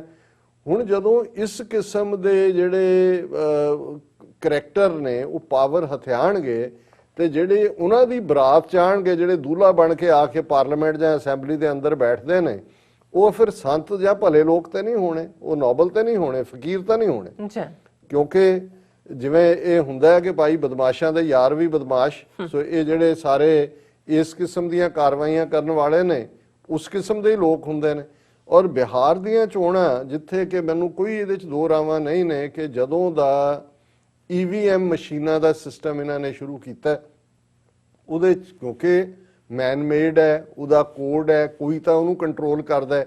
ਤੇ ਜਿੱਥੇ ਇਹਨਾਂ ਨੇ ਸੁਪਰੀਮ ਕੋਰਟ ਔਰ ਦੂਸਰੀਆਂ ਇੰਸਟੀਟਿਊਸ਼ਨਸ ਮੀਡੀਆ ਉਹ ਇਰਰੈਲੇਵੈਂਟ ਕਰ ਦਿੱਤੀਆਂ ਹੈ, ਔਰ ਜਿਵੇਂ ਇਹ ਲੁੱਟ ਕੇ ਲੈ ਗਏ ਨੇ ਸਾਰਾ ਹੀ ਮਾਲ, ਕੋਈ ਨੀਰਵ ਮੋਦੀ, ਕੋਈ ਮਲਾਇਆ, ਕੋਈ ਦੂਜਾ, ਇਹਨਾਂ ਨੂੰ ਕੈਲੀਬ੍ਰੇਟ ਕਰਨਾ ਨਹੀਂ ਆਉਂਦਾ ਵੀ ਇਹਨਾਂ ਨੇ ਈਵੀਐਮ ਮਸ਼ੀਨਾਂ ਕਿਵੇਂ ਕੈਲੀਬ੍ਰੇਟ। ਹੁਣ ਬਹੁਤਿਆਂ ਨੂੰ ਲੱਗਦਾ ਜੀ ਜੇ ਇਹ ਗੜਬੜ ਹੋਏ ਤਾਂ ਸਾਰਿਆਂ 'ਚ ਕਿਉਂ ਨਹੀਂ ਹੁੰਦੀ, ਫਿਰ ਇੰਨੀਆਂ ਸੀਟਾਂ ਫਲਾਣਾ ਕਿਵੇਂ ਜਿੱਤ ਗਿਆ ਜਾਂ ਫਲਾਣਾ।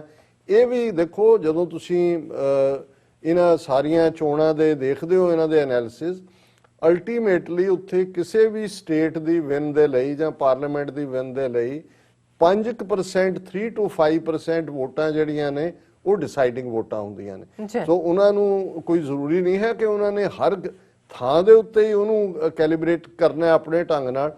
ਸਿਰਫ ਉਹਨਾਂ ਕੁ ਹੁੰਦਾ ਕਿ ਜੇ ਤੁਸੀਂ 3 to 5% ਵੋਟਸ ਜਿਹੜੀਆਂ ਨੇ ਉਹ ਬਦਲ ਦਿੰਦੇ ਹੋ ਤੇ ਜਿੱਤ ਹਾਰ ਦੇ ਜਿਹੜੇ ਨੇ ਉਹ ਡਿਫਰੈਂਟ ਉਮੀਦਵਾਰ ਬਣ ਜਾਂਦੇ ਨੇ। ਔਰ ਮੈਨੂੰ ਇਹ ਲੱਗਦਾ ਹੈ ਕਿ ਵੀ ਇਹ ਲਗਾਤਾਰਤਾ ਨਾਲ 2014 ਤੋਂ ਹੀ ਲੈ ਕੇ ਇਸ ਦਾ ਇਸਤੇਮਾਲ, ਇਹਦੇ ਬਾਵਜੂਦ ਕਿ ਆਪੋਜੀਸ਼ਨ ਪਾਰਟੀਆਂ ਨੇ, ਸੁਪਰੀਮ ਕੋਰਟ ਨੇ ਵੀ ਸੁਣਨ ਤੋਂ ਨਾ ਕਰ ਦਿੱਤੀ, ਔਰ ਇਹਦੇ 'ਚ ਕੋਈ ਸ਼ੱਕ ਨਹੀਂ ਹੈ ਕਿ ਇਹ ਉਸ ਨੂੰ ਇਸਤੇਮਾਲ ਕਰਦੇ ਨੇ। ਔਰ ਦੂਸਰਾ ਪਾਰਟ ਅਸੀਂ ਦੇਖਦੇ ਹਾਂ ਕਿ ਇਹ ਕਿਹੋ ਜਿਹੀ ਜਮਹੂਰੀਅਤ ਹੈ ਜਿੱਥੇ ਮਜ਼ਹਬ ਦੀ ਨਫ਼ਰਤ, ਹੁਣ ਉੱਥੇ ਜਾ ਕੇ ਆਰਟੀਕਲ 370 ਦੀ ਗੱਲ ਕਰਕੇ ਜਿਹੜਾ ਉਹ ਮੋਦੀ ਲੋਕਾਂ ਨੂੰ ਭੜਕਾ ਰਿਹਾ, ਤੇ ਮਿਸਟਰ ਓਬੈਸੀ ਜਿਹਦੀ ਪਾਰਟੀ ਨੇ ਪਹਿਲੀ ਵਾਰ ਅਲਾਇੰਸ ਬਹੁਜਨ ਸਮਾਜ ਨਾਲ ਕੀਤਾ, 5 ਸੀਟਾਂ ਉਹਨਾਂ ਨੂੰ ਬਿਹਾਰ 'ਚ ਮਿਲੀਆਂ ਨੇ। ਹੁਣ ਉਹ ਇਹ ਕਹਿੰਦਾ ਹੈ ਕਿ ਜੀ ਸਾਡੇ ਨਾਲ ਅਲਾਇੰਸ ਦਾ ਦੂਰ ਦੀ ਗੱਲ ਕਰਨ ਨੂੰ ਕੋਈ ਤਿਆਰ ਨਹੀਂ।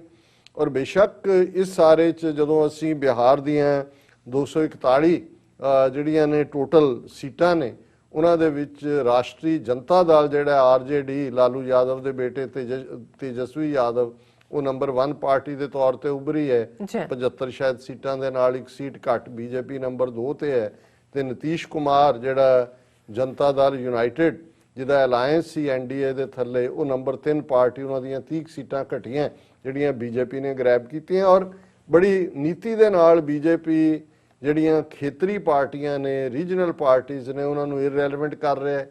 ਇਹੀ ਖੇਡ ਪੰਜਾਬ ਦੇ ਵਿੱਚ ਵੀ ਦੁਹਰਾਈ ਜਾਣੀ ਹੈ। ਔਰ ਜੰਪ ਕਰ ਰਹੇ ਨੇ ਬੀਜੇਪੀ ਵਾਲੇ ਆਪਣੀ ਜਿੱਤ ਨਾਲ ਕਿ ਨਿਤੀਸ਼ ਕੁਮਾਰ ਤਾਂ ਹੁਣ ਜਿਹੜਾ ਉਹ ਬਿਲਕੁਲ ਜਿਹਨੂੰ ਲੇਮ ਡੱਕ ਕਹਿੰਦੇ ਨੇ ਉਹ ਬਣਾ ਦਿੱਤਾ ਹੈ, ਕਿਉਂਕਿ ਉਹਦੇ ਕੋਲ ਉਹਨਾਂ ਕਹਿੰਦੇ ਨਹੀਂ ਚੀਫ ਮਿਨਿਸਟਰ ਤੂੰ ਹੀ ਰਹੇਗਾ ਜੀ, ਅਸੀਂ ਬਹੁਤ ਵਾਅਦਾ ਨਿਭਾਇਆ, ਤੁਹਾਡੇ ਵਾਅਦਿਆਂ ਨੂੰ ਕੌਣ ਨਹੀਂ ਜਾਣਦਾ।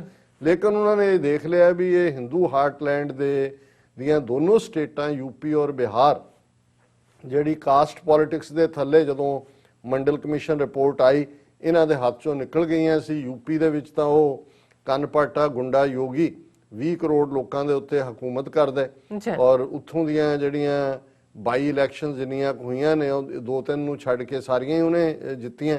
ਔਰ ਇਸੇ ਤਰ੍ਹਾਂ ਮੱਧ ਪ੍ਰਦੇਸ਼ ਦੇ ਵਿੱਚ ਜਿੱਥੇ ਜਿਹੜਾ ਉਹ ਸਿੰਧੀਆ ਜਿਹੜਾ ਛੱਡ ਕੇ ਕਾਂਗਰਸ ਦੂਜੇ ਪਾਸੇ ਗਿਆ ਸੀ, ਉਹ ਸੀਟਾਂ ਖਾਲੀ ਹੋਈਆਂ। ਹੁਣ ਉਹੀ ਉਮੀਦਵਾਰ ਬੀਜੇਪੀ ਦੀ ਟਿਕਟ ਦੇ ਉੱਤੇ ਜਿਹੜੇ ਨੇ ਉਹ 29 ਚੋਂ ਮੇਰੇ ਖਿਆਲ 21 ਜਾਂ 22 ਉਹਨੇ ਜਿੱਤੀਆਂ ਨੇ। ਸੋ ਇਹ ਦੱਸਦਾ ਵੀ ਇਹ ਮੋਬੋਕਰੇਸੀ ਹੈ ਔਰ ਗੁੰਡਿਆਂ ਦੇ ਜ਼ੋਰ ਨਾਲ ਔਰ ਈਵੀਐਮ ਔਰ ਕਾਸਟ ਪੋਲਿਟਿਕਸ ਪਲੇ ਕਰਦੇ ਨੇ। ਔਰ ਬਿਹਾਰ ਦੇ ਹਵਾਲੇ ਨਾਲ ਜਿੱਥੇ ਇਹਦੇ 'ਚ ਕੋਈ ਸ਼ੱਕ ਨਹੀਂ ਹੈ ਕਿ ਪਹਿਲੀ ਵਾਰ ਇਹ ਲੱਗਦਾ ਸੀ ਬਹੁਤਿਆਂ ਨੂੰ ਕਿ ਜੀ ਤੇਜਸਵੀ ਯਾਦਵ ਦੇ ਵੱਡੀਆਂ ਭੀੜਾਂ ਨੇ, ਰੁਜ਼ਗਾਰ ਦਾ ਇਸ਼ੂ ਮੇਨ ਇਸ਼ੂ ਬਣ ਗਿਆ।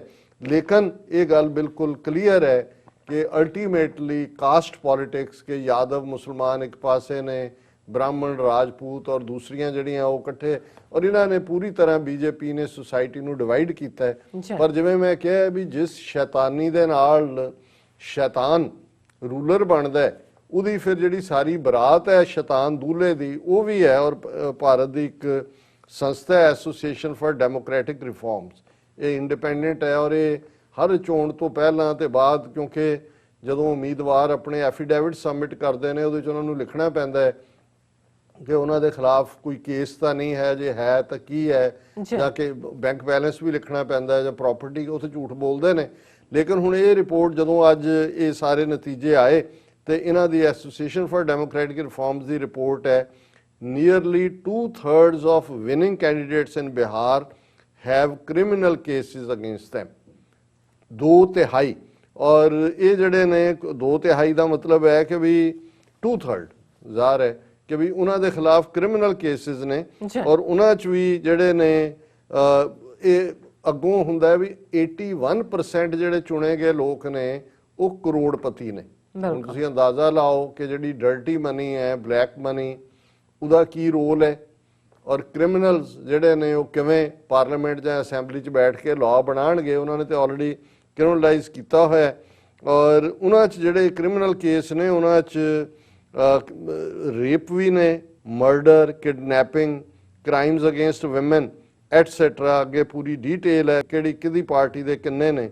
ਔਰ ਜਿਹੜੀ ਪਿਛਲੀ ਬਿਹਾਰ ਦੀ ਅਸੈਂਬਲੀ ਸੀ ਉਹਦੇ 'ਚ 58% MLA ਕ੍ਰਿਮੀਨਲ ਬੈਕਗਰਾਊਂਡ ਦੇ ਸੀ, ਤੇ ਐਤਕੀ ਜਿਹੜੀ ਤਰੱਕੀ ਹੋਈ ਹੈ ਤੇ 68% ਜਿਹੜੇ MLA ਨੇ ਉਹ ਕ੍ਰਿਮੀਨਲ ਨੇ। ਔਰ ਅੱਗੋਂ ਪੂਰਾ ਬ੍ਰੇਕਡਾਊਨ ਹੈ ਵੀ ਕਿਸ ਪਾਰਟੀ ਦਾ ਕਿੰਨਾ ਹੈ, ਔਰ ਇਹਦੇ 'ਚ ਸਾਰੀਆਂ ਹੀ ਪਾਰਟੀਆਂ ਦੇ ਬਰਾਬਰ MLA ਸ਼ਰੀਕ ਨੇ। ਸੋ ਇਹ ਗੱਲ ਦੱਸਦੀ ਹੈ ਕਿ ਅਲਟੀਮੇਟਲੀ ਉੱਥੇ ਕਿਸ ਕਿਸਮ ਦੀ ਮੋਬੋਕ੍ਰੇਸੀ ਹੈ, ਕਿਸ ਕਿਸਮ ਦੀ ਗੁੰਡਾਕ੍ਰੇਸੀ ਹੈ।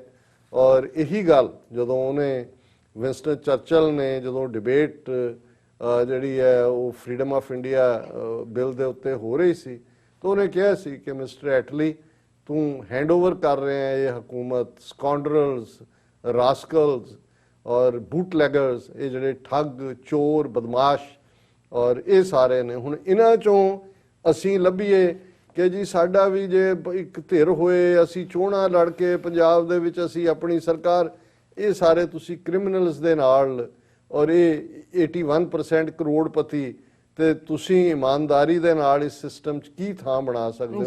ਔਰ ਮੈਂ ਸਮਝਦਾ ਵੀ ਇਹ ਜਿਹੜੀ ਦੋਵੇਂ ਪਾਸੇ ਜੋ ਚੱਲ ਰਿਹਾ, ਜੋ ਅਮਰੀਕਾ 'ਚ ਹੈ ਇਸ ਵੇਲੇ ਅਨਸਰਟਨਟੀ ਦੀ ਤਲਵਾਰ, ਔਰ ਉੱਥੇ ਗੁੰਡਾ ਜਿਹੜੀ ਇਹ ਜੋੜੀ ਹੈ ਕ੍ਰਿਮੀਨਲਸ ਦੀ, ਮੋਦੀ ਔਰ ਅਮਿਤ ਸ਼ਾਹ ਦੀ, ਜਿਨ੍ਹਾਂ ਨੇ 2002 'ਚ ਹਜ਼ਾਰਾਂ ਮੁਸਲਮਾਨਾਂ ਦਾ ਖੂਨ ਵਗਾਇਆ ਗੁਜਰਾਤ ਦੇ ਵਿੱਚ, ਅੱਜ ਉਹ ਜਮਹੂਰੀਅਤ ਦੇ ਔਰ ਪਾਰਲੀਮੈਂਟ ਨੂੰ ਵੀ ਕਹਿੰਦੇ ਜੀ ਟੈਂਪਲ ਆਫ ਡੈਮੋਕ੍ਰੇਸੀ, ਉਸ ਮੰਦਰ ਦੇ, ਜਮਹੂਰੀਅਤ ਦੇ ਮੰਦਰ ਦੇ ਇਹ ਦੋ ਬਦਮਾਸ਼ ਕ੍ਰਿਮੀਨਲ ਮਰਡਰਰ ਜਿਹੜੇ ਨੇ ਉਹ ਪੁਜਾਰੀ ਨੇ। ਤੇ ਫਿਰ ਜਿਹੜਾ ਪੁਜਾਰੀ ਹੁੰਦਾ ਉਹ ਫਿਰ ਉਹ ਜਿਹੀ ਬਲੈਸਿੰਗ ਦਿੰਦਾ ਹੈ ਜਿਹੜੇ ਜਿਹੋ ਜਿਹੀ ਉਹਦੀ ਐਕਸਪਰਟੀਜ਼ ਹੁੰਦੀ ਹੈ। ਸੋ ਕ੍ਰਿਮੀਨਲਸ ਨੇ ਅੱਗੋਂ ਕ੍ਰਿਮੀਨਲਸ ਬਰੀਡ ਕੀਤੇ ਨੇ।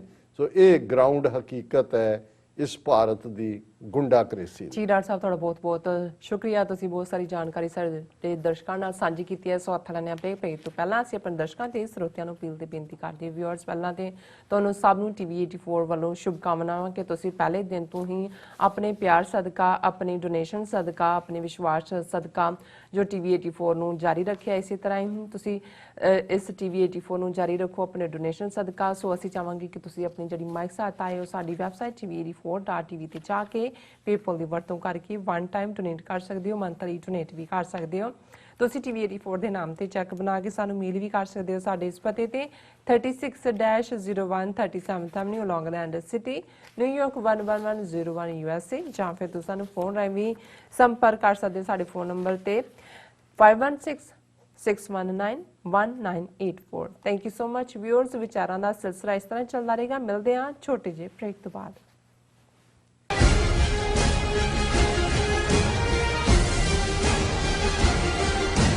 2020 ਦੀ ਜਨਗਣਨਾ ਯੂਨਾਈਟਿਡ ਸਟੇਟ ਵਿੱਚ ਰਹਿੰਦੇ ਹਰ ਇੱਕ ਵਿਅਕਤੀ ਦੀ ਇੱਕ ਗਿਣਤੀ ਹੈ। 2020 ਜਨਗਣਨਾ ਬਹੁਤ ਮਹੱਤਵਪੂਰਨ ਹੈ ਅਤੇ ਗਾਈਡ ਕਰੋ ਕਿ ਕਿਵੇਂ ਪ੍ਰਤੀ ਸਾਲ $675 ਬਿਲੀਅਨ ਤੋਂ ਵੱਧ ਸੰਘੀ ਫੰਡਿੰਗ ਸਮੁਦਾਇਆਂ ਵਿੱਚ ਖਰਚ ਕੀਤੀ ਜਾਂਦੀ ਹੈ। ਤੁਸੀਂ ਇੱਕ ਕੰਪਿਊਟਰ, ਟੈਬਲੇਟ ਜਾਂ ਮੋਬਾਈਲ ਫੋਨ ਤੋਂ ਦਿਨ ਵਿੱਚ 24 ਘੰਟੇ ਆਨਲਾਈਨ ਜਵਾਬ ਦੇ ਸਕਦੇ ਹੋ। ਤੁਹਾਡੀ ਜਾਣਕਾਰੀ ਗੁਪਤ ਹੈ। ਆਪਣੇ ਆਪ ਨੂੰ ਸਿੱਖਾਂ ਵਜੋਂ ਕਾਊਂਟ ਕਰਨ ਵਾਸਤੇ ਆਪਾਂ ਸੈਕਸ਼ਨ 9 ਦੇ ਵਿੱਚ ਜਦ ਜਾਵਾਂਗੇ, ਉੱਥੇ ਸਮ ਅਦਰ ਰੇਸ ਦੇ ਵਿੱਚ ਆਪਾਂ ਸਹੀ ਦਾ ਨਿਸ਼ਾਨ ਲਗਾਵਾਂਗੇ ਤੇ ਉਸ ਦੇ ਵਿੱਚ ਸਿੱਖ ਲਿਖਾਂਗੇ ਜਾਂ ਟਾਈਪ ਕਰਾਂਗੇ। ਇਸ ਦੇ ਨਾਲ ਸਾਡੀ ਸਿੱਖਾਂ ਵਜੋਂ ਇੱਕ ਅਲੱਗ ਪਹਿਚਾਨ ਸੈਂਸਸ 2020 ਦੇ ਵਿੱਚ ਹੋ ਜਾਵੇਗੀ। ਸੋ ਯੂਨਾਈਟਿਡ ਸਿੱਖ ਵੱਲੋਂ ਅਸੀਂ ਸਾਰਿਆਂ ਨੂੰ ਬੇਨਤੀ ਕਰਦੇ ਹਾਂ ਕਿ ਇਸ ਮਰਦਮਸ਼ੁਮਾਰੀ ਦੇ ਵਿੱਚ ਆਪਣੇ ਘਰ ਦੇ ਹਰ ਇੱਕ ਜੀ ਦੀ ਗਿਣਤੀ ਕਰਵਾਓ। ਬਹੁਤ ਬਹੁਤ ਧੰਨਵਾਦ ਜੀ। ਕੀ ਤੁਸੀਂ ਰੋਜ਼ਾਨਾ ਕੰਮ ਤੇ ਆਪਣਾ ਵਧੇਰੇ ਸਮਾਂ ਬਿਤਾਉਣ ਤੋਂ ਪਰੇਸ਼ਾਨ ਹੋ? ਆਪਣੀ ਪੂੰਜੀ ਨੂੰ ਕੰਮ ਤੇ ਲਗਾਓ, ਸਾਡੇ ਨਾਲ ਇਨਵੈਸਟ ਕਰੋ। ਅਸੀਂ ਤੁਹਾਡੀ ਪੂੰਜੀ ਤੋਂ ਤੁਹਾਡੇ ਲਈ ਵਧੇਰੇ ਪੈਸੇ ਬਣਾ ਸਕਦੇ ਹਾਂ।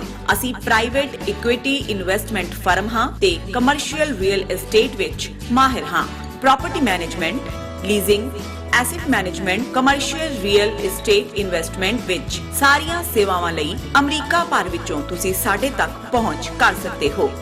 ਆਜ਼ਾਦ ਕਮਰਸ਼ੀਅਲ ਰੀਅਲਟੀ ਸਰਵਿਸਿਜ਼ ਤੇ Azad family trust, 701 north post okay road, suite number 204, Houston, Texas. ਤੁਸੀਂ ਸਾਨੂੰ ਸਾਡੇ ਫੋਨ ਨੰਬਰ 7136861277 ਤੇ ਵੀ ਸੰਪਰਕ ਕਰ ਸਕਦੇ ਹੋ। ਆਜ਼ਾਦ ਕਮਰਸ਼ੀਅਲ ਰੀਅਲਟੀ ਸਰਵਿਸਿਜ਼।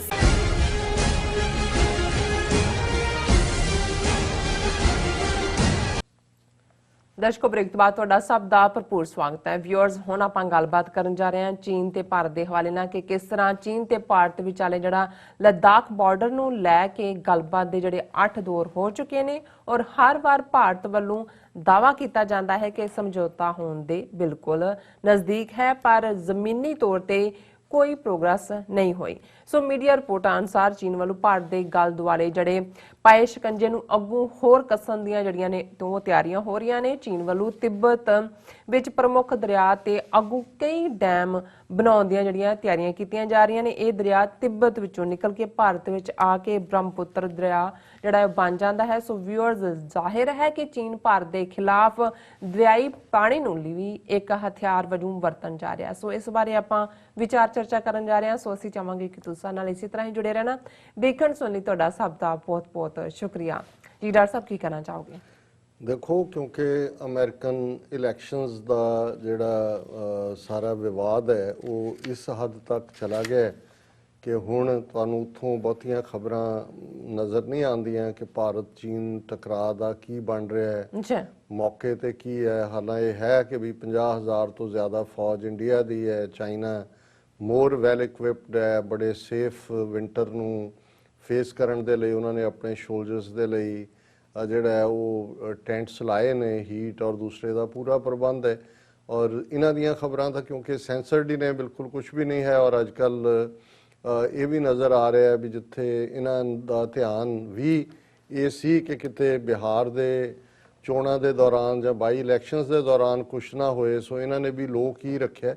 ਔਰ ਗੱਲਬਾਤ ਦਾ ਜਿਵੇਂ 8ਵਾਂ ਦੌਰ, ਔਰ ਇਹ ਇਵੇਂ ਹੀ ਹੈ ਜਿਵੇਂ ਤੁਸੀਂ ਬਾਰ-ਬਾਰ ਇਹ ਕਹਿੰਦੇ ਹੋ ਕਿ ਅਸੀਂ ਮਿਲਾਂਗੇ, ਫਿਰ ਮਿਲਾਂਗੇ, ਫਿਰ ਮਿਲਾਂਗੇ, ਮਿਲਦੇ ਰਵਾਂਗੇ, ਅਸੀਂ ਜਨਮਾਂ ਜਨਮਾਂ ਤੋਂ ਮਿਲਣ ਲਈ ਬਣੇ ਹੈ, ਫਿਰ ਵਿਛੜਾਂਗੇ, ਫਿਰ ਮਿਲਾਂਗੇ। ਕਿਉਂਕਿ ਇਹ ਗੱਲ ਹੀ ਆਪਣੇ ਆਪ ਦੇ ਵਿੱਚ ਇੱਕ ਫੇਲਿਅਰ ਦੱਸਦੀ ਹੈ। ਪਰ ਤੁਸੀਂ ਇਹਨਾਂ ਦਾ ਕਵਰ ਅਪ ਦੇਖੋ, ਜਦੋਂ ਤੁਸੀਂ ਇਹਨਾਂ ਦੇ ਮੀਡੀਆ 'ਚ ਖਬਰ, ਹੁਣ 8ਵਾਂ ਦੌਰ ਜਦੋਂ ਖਤਮ ਹੋਇਆ ਔਰ ਇਹਨਾਂ ਦੀ ਏਜੰਸੀਆਂ ਦੀ ਖਬਰ ਹੈ India China on verge of reaching agreement to resolve border standoff in eastern Ladakh.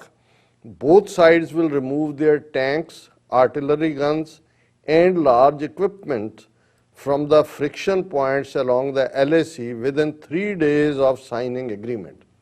ਹੁਣ ਇਹ ਖਬਰ ਤੋਂ ਬੰਦਾ ਪੜ੍ਹ ਕੇ ਜੇ ਤੁਸੀਂ ਖਬਰ ਦੀ ਡੀਟੇਲ ਨਾ ਪੜ੍ਹੋ ਤਾਂ ਤੁਹਾਨੂੰ ਲੱਗੇਗਾ ਕਿ ਐਗਰੀਮੈਂਟ ਤਾਂ ਹੋ ਗਿਆ।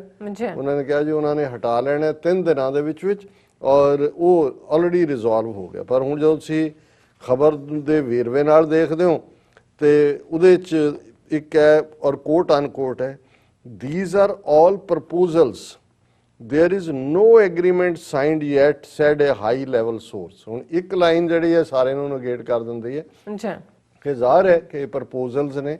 ਔਰ ਜੇ ਤੁਸੀਂ ਪ੍ਰਪੋਜ਼ਲ ਦੇਖੋ ਤਾਂ ਉਹਦੇ 'ਚ ਲੱਗਦਾ ਵੀ ਵਾਹ, ਇਹ ਤਾਂ ਚਾਈਨਾ ਨੇ ਬਹੁਤ ਕੰਸੈਸ਼ਨ ਦੇ ਦਿੱਤੇ। ਔਰ ਉੱਪਰ ਇਹ ਕਹਿ ਰਹੇ ਨੇ ਕਿ ਜੀ ਬ੍ਰੇਕ ਥਰੂ ਹੋ ਗਿਆ ਗੱਲਬਾਤ 'ਚ, specific areas north and south banks of Pangong lake, eastern Ladakh 'ਚ ਇਹ ਜਿਹੜੀ ਹੈ ਡਿਸਐਂਗੇਜਮੈਂਟ ਹੋਏਗੀ। ਔਰ ਇਸ ਸਾਰੇ ਦੇ ਵਿੱਚ ਜਿਹੜਾ ਹੈ at the first step both sides will remove their tanks, artillery guns, armoured vehicles and large equipment from the friction points. ਪਹਿਲੀ ਸਟੇਜ ਦੇ ਉੱਤੇ ਦੋਨੋਂ ਹੀ ਰਿਮੂਵ ਕਰਨਗੇ 3 ਦਿਨਾਂ ਦੇ ਵਿੱਚ ਐਗਰੀਮੈਂਟ ਸਾਈਨ ਹੋਣ ਦੇ। ਔਰ ਜਿਹੜੀ ਹੈ ਸੈਕੰਡ ਸਟੈਪ ਹੋਏਗਾ, PLA will go back to Finger 8 areas from their current position of Finger 4 on the north bank of Pangong Lake, while the Indian troops would position themselves close to the Dhan Singh Thapa post. ਕਿ ਜੀ ਚੀਨ ਜਿਹੜਾ ਹੈ ਉਹ 8 finger ਤੋਂ ਵਾਪਸ 4 ਤੇ ਚਲਾ ਜਾਏਗਾ। ਪਰ ਨਾਲ ਦੀ ਨਾਲ ਇਹ ਕਹਿ ਦਿੱਤਾ these are all proposals, ਵੀ ਉਹਨਾਂ ਨੇ ਤਾਂ ਨਹੀਂ ਅਜੇ ਮੰਨਿਆ, ਅਜੇ ਤਾਂ ਐਗਰੀਮੈਂਟ ਸਾਈਨ ਨਹੀਂ ਹੋਇਆ। ਹੁਣ ਇਹ ਗੱਲ ਆਪਣੇ ਆਪ 'ਚ ਤੁਸੀਂ ਦੇਖਦੇ ਹੋ ਕਿ ਇਹ ਕਿਵੇਂ ਡਿਸੈਪਸ਼ਨ ਦੀ ਨੀਤੀ ਨੂੰ ਫੋਲੋ ਕਰ ਰਹੇ ਨੇ। ਬਿਲਕੁਲ। ਔਰ ਇਹਦੇ ਨਾਲ ਅਸੀਂ ਜਦੋਂ ਦੇਖਦੇ ਹਾਂ ਕਿ ਪ੍ਰਾਈਮ ਮਿਨਿਸਟਰ ਮੋਦੀ ਪਹਿਲੀ ਵਾਰ ਇਸ 10 ਮਹੀਨੇ ਦੇ ਪੀਰੀਅਡ 'ਚ SCO ਕਾਨਫਰੰਸ ਜਿਹੜੀ ਸ਼ੰਘਾਈ ਕੋਆਪਰੇਸ਼ਨ ਆਰਗੇਨਾਈਜੇਸ਼ਨ ਹੈ ਉਹਦੀ ਵਰਚੁਅਲ ਮੀਟਿੰਗ ਸੀ, ਉਹਨੂੰ ਪ੍ਰੀਜ਼ਾਈਡ ਰਸ਼ੀਅਨ ਪ੍ਰੈਜ਼ੀਡੈਂਟ ਵਲੈਡੀਮੀਰ ਪੁਟਿਨ ਨੇ ਕੀਤਾ। ਔਰ ਜਦੋਂ ਦਾ ਚੀਨ ਦੇ ਨਾਲ ਇਹ ਟਿਫਾ ਚੱਲਿਆ ਹੋਇਆ ਹੈ, ਉਸ ਤੋਂ ਬਾਅਦ ਪਹਿਲੀ ਵਾਰ ਸੀ ਕਿ ਇਸ ਮੀਟਿੰਗ ਦੇ ਵਿੱਚ Modi, Chinese president Xi Jinping ਔਰ ਪਾਕਿਸਤਾਨ ਦੇ ਪ੍ਰਾਈਮ ਮਿਨਿਸਟਰ ਇਮਰਾਨ ਖਾਨ ਜਿਹੜੇ ਨੇ ਉਹ ਇੱਕੋ ਪਲੇਟਫਾਰਮ ਦੇ ਉੱਤੇ ਸੀ। ਜ਼ਾਹਰ ਹੈ ਵਰਚੁਅਲ ਮੀਟਿੰਗ ਕਿਉਂਕਿ ਸ਼ੰਘਾਈ ਕੋਆਪਰੇਸ਼ਨ ਆਰਗੇਨਾਈਜੇਸ਼ਨ ਦੇ ਵਿੱਚ ਇਹ ਸਾਰੇ ਦੇਸ਼ ਮੈਂਬਰ ਨੇ। ਔਰ ਉਹਦੇ ਚ ਮੋਦੀ ਕੀ ਕਹਿ ਰਿਹਾ, ਪਹਿਲੀ ਵਾਰ ਉਹਦਾ ਪੋਸਚਰ ਉੱਥੇ ਕਿਹਾ ਉਹਨੇ ਜਾਂ ਨਹੀਂ ਕਿਹਾ ਇਹ ਤਾਂ ਵੱਖਰੀ ਗੱਲ ਹੈ, ਪਰ ਇਹਨਾਂ ਦੇ ਮੀਡੀਆ ਨੇ ਇਹ ਦੱਸਤਾ ਕਿਉਂਕਿ ਹੁਣ ਤੱਕ ਇਹ ਕਹਿ ਰਹੇ ਸੀ 10 ਮਹੀਨੇ ਤੋਂ ਮੋਦੀ ਦੇ ਮੂੰਹ ਚੋਂ ਚੀਨ ਕਿਉਂ ਨਹੀਂ ਨਿਕਲਦਾ। ਹੁਣ ਇੱਕ ਪਾਸੇ ਖਬਰ ਲਵਾ ਰਹੇ ਨੇ ਜੀ ਐਗਰੀਮੈਂਟ ਬਸ 3 ਦਿਨ ਦੇ ਵਿੱਚ ਫਿਰ ਪਿੱਛੇ ਹਟ ਜਾਣਗੇ, ਉਹ ਫਿੰਗਰ 8 ਤੋਂ 4 ਤੇ ਚਲੇ ਜਾਣਗੇ। ਔਰ ਨਾਲ ਦੀ ਨਾਲੇ ਖਬਰ ਲਵਾ ਰਹੇ ਨੇ ਐਟ SCO summit, ਜ਼ਾਹਰ ਹੈ Shanghai cooperation organisation, PM Modi asks China, Pakistan to respect India's sovereignty, territorial integrity.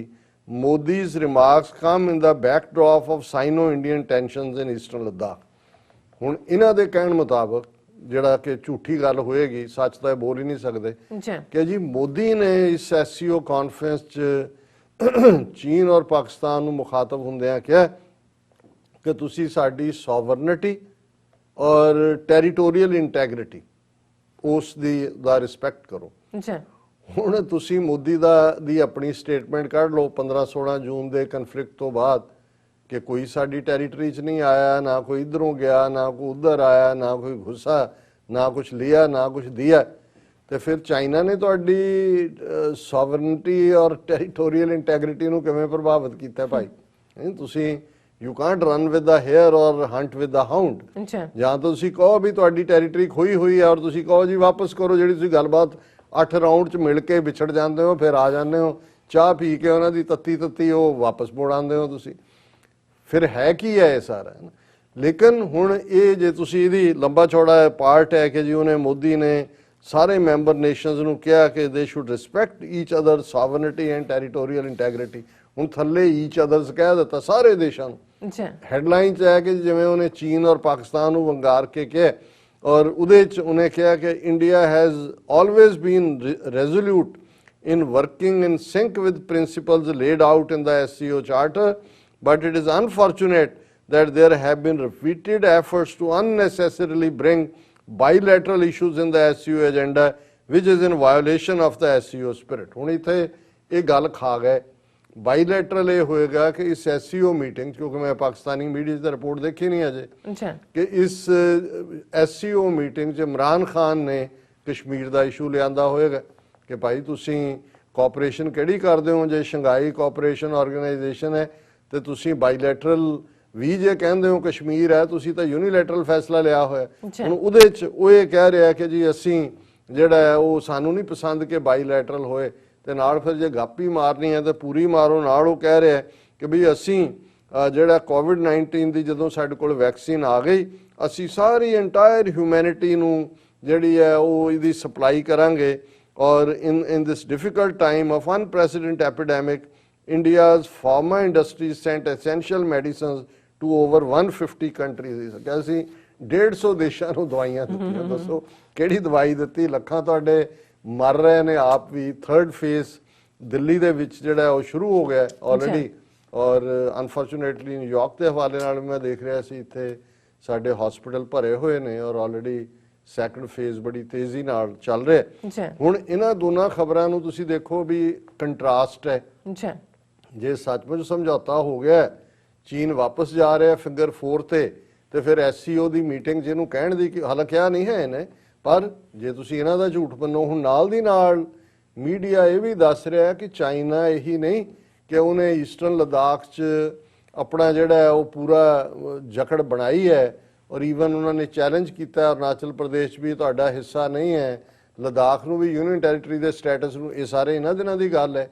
ਲੇਕਿਨ ਇੱਕ ਖਬਰ ਜਿਹੜੀ ਮੈਂ ਸਮਝਦਾ ਹਾਂ ਵੀ ਇਹ ਭਾਰਤ ਨੂੰ ਕਿਤੇ ਨਾ ਕਿਤੇ, ਕਿਉਂਕਿ ਹੁਣ ਇਹਨਾਂ ਸਾਰੇ ਪੀਰੀਅਡ 'ਚ ਇਹਨਾਂ ਨੇ ਕਦੇ ਕਿਹਾ ਨਹੀਂ ਹੈ, ਨਹੀਂ ਤਾਂ ਇਹ ਕਹਿੰਦੇ ਸੀ ਕਿ ਜੀ ਕੈਂਸਲ ਕਰੋ ਇੰਡਸ ਵਾਟਰ ਟ੍ਰੀਟੀ ਜਿਹੜੀ ਹੈ ਪਾਕਿਸਤਾਨ ਨਾਲ, ਜਿਹੜਾ ਪਾਣੀ ਜਾ ਰਿਹਾ ਚਨਾਬ ਜੇਹਲਮ ਇੰਡਸ ਦਾ, ਉਹਨੂੰ ਬੰਦ ਕਰੋ ਪਾਕਿਸਤਾਨ ਨੂੰ, ਇਹ 1960 ਦੀ ਇੰਡਸ ਵਾਟਰ ਟ੍ਰੀਟੀ ਐਬਰੋਗੇਟ ਕਰੋ।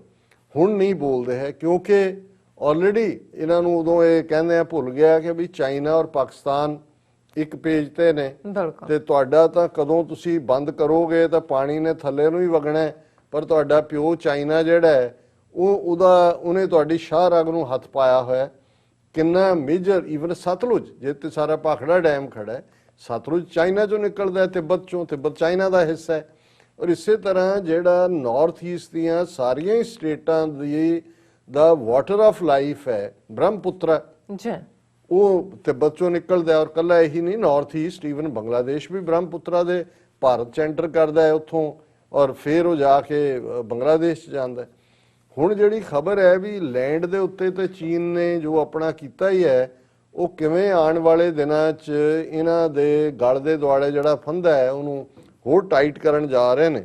ਔਰ ਇਹਨਾਂ ਦੀ ਨਿਊਜ਼ ਸਟੋਰੀ ਹੈ, could China's new dam plans unleash more trouble with India, ਕਿ ਵੀ ਇਹ ਜਿਹੜੀ ਹੁਣ ਬ੍ਰਹਮਪੁੱਤਰਾ ਜਿਹੜੀ ਜਿਹਨੂੰ ਉਹ ਬ੍ਰਹਮਪੁੱਤਰਾ ਕਹਿੰਦੇ ਨੇ, ਉਹਨਾਂ ਲਈ ਤਾਂ ਯਾਰਲੁੰਗ ਗੈਂਗਪੋ ਰਿਵਰ ਹੈ। ਇਸ ਰਿਵਰ ਦਾ ਨਾਂ ਯਾਰਲੁੰਗ ਗੈਂਗਪੋ ਰਿਵਰ ਹੈ। ਔਰ ਇਹ ਜਿਹੜੀ ਹੈ 1625 ਕਿਲੋਮੀਟਰ ਤਿੱਬਤ ਚੋਂ, ਸਾਊਥ ਈਸਟ ਤਿੱਬਤ ਚੋਂ ਗੁਜ਼ਰਦੀ ਹੈ। ਔਰ ਇਸ ਦੇ ਉੱਤੇ ਔਰ ਉੱਥੋਂ ਗੁਜ਼ਰ ਕੇ ਫਿਰ ਇਹ ਅਰੁਣਾਚਲ ਦੇ ਨਾਲ ਟੱਚ ਕਰਦੇ ਆ, ਜਿਹੜਾ ਹੈ ਉਹ ਸਾਰਾ ਨਾਰਥ ਈਸਟ ਨੂੰ ਕਰਕੇ ਫਰਦਰ ਬੰਗਲਾਦੇਸ਼ ਵੱਲ ਮੁੜ ਜਾਂਦੀ ਹੈ। ਹੁਣ ਇਹ ਖਬਰ ਦਾ ਵੇਰਵਾ ਜਿਹੜਾ ਹੈ ਉਹਦੇ 'ਚ ਇਹ ਹੈਗਾ ਕਿ ਭਾਈ ਕੱਲਾ ਇਹ ਨਹੀਂ ਹੈ ਕਿ ਵੀ ਇਹ ਕੋਈ ਲੈਂਡ ਦੇ ਉੱਤੇ ਹੀ ਝਗੜਾ ਹੈ। ਇਹ ਜਿਹੜੀ ਰਿਵਰ ਹੈ ਇਹ 2900 ਕਿਲੋਮੀਟਰ ਲੰਬੀ ਹੈ, ਜਿਹਦੇ 'ਚੋਂ 1800 ਮੀਲ ਬਣਦੇ ਨੇ ਜਿਹੜੇ Yarlung Tsangpo river known in India as Brahmaputra. ਔਰ 2010 ਤੋਂ ਚਾਈਨਾ ਉੱਥੇ ਪਲੈਨਡ ਹਾਈਡਰੋ ਪਾਵਰ ਪ੍ਰੋਜੈਕਟਸ ਬਣਾ ਰਿਹਾ ਜਿਹੜੇ ਹਾਰਨੈਸ ਕਰਨ ਦੀ એનર્ਜੀ।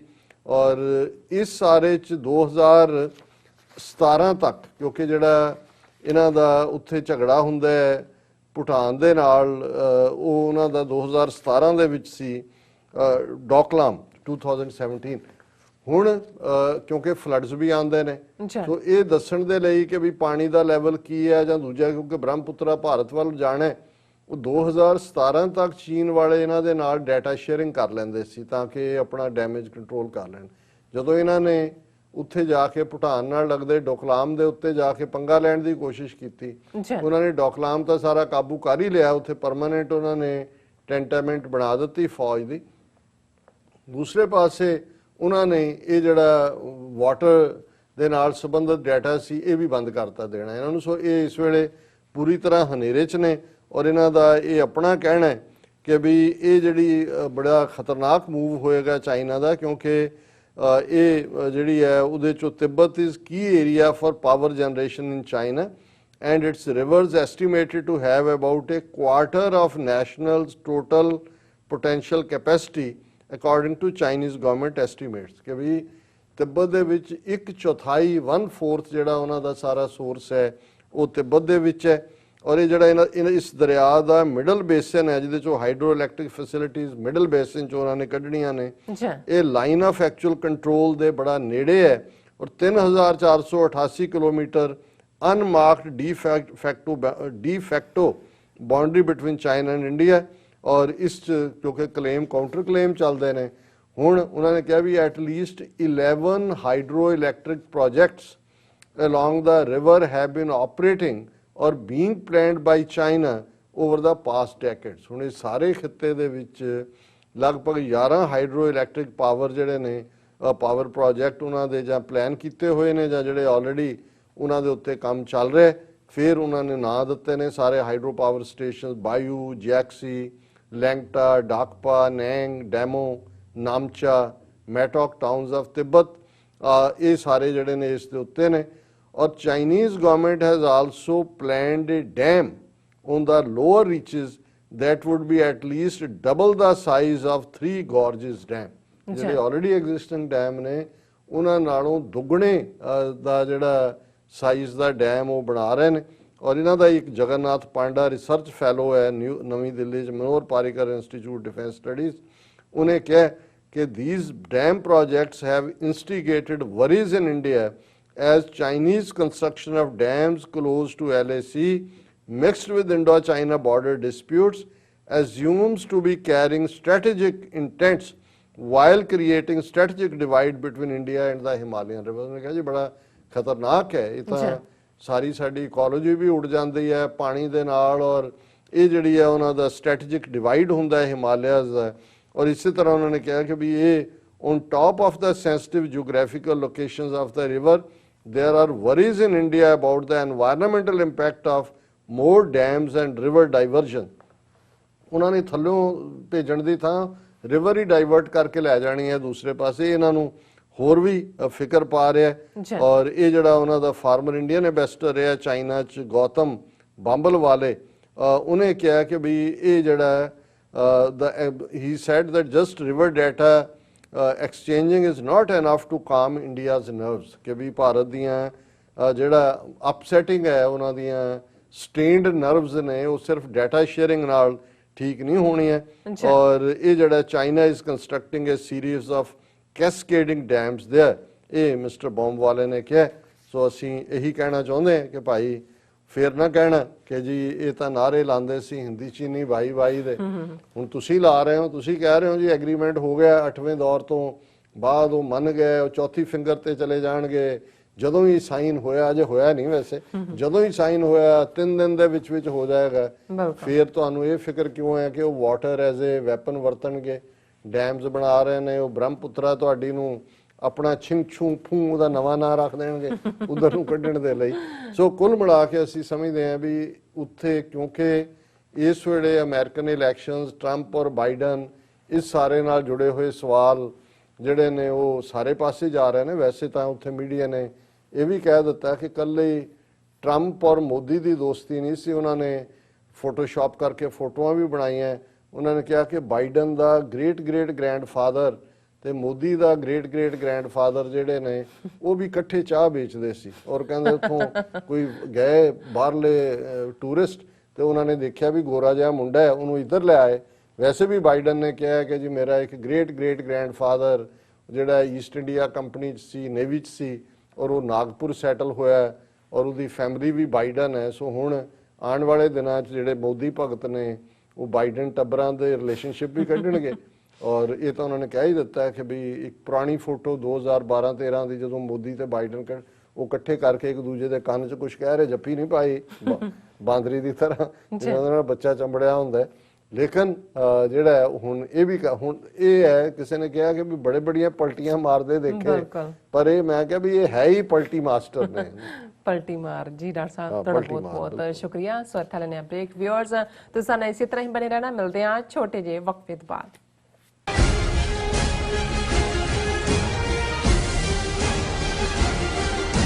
ਕੀ ਤੁਸੀਂ ਆਪਣੇ ਟੈਕਸਿਸ ਨੂੰ ਲੈ ਕੇ ਚਿੰਤਤ ਹੋ? ਤੁਸੀਂ ਆਪਣੀ ਕਮਾਈ ਲਈ ਮਿਹਨਤ ਕਰਦੇ ਹੋ, ਭਾਵੇਂ ਤੁਸੀਂ ਨੌਕਰੀ ਵਿੱਚ ਹੋਵੋ ਜਾਂ ਆਪਣਾ ਬਿਜ਼ਨਸ ਚਲਾਉਂਦੇ ਹੋ।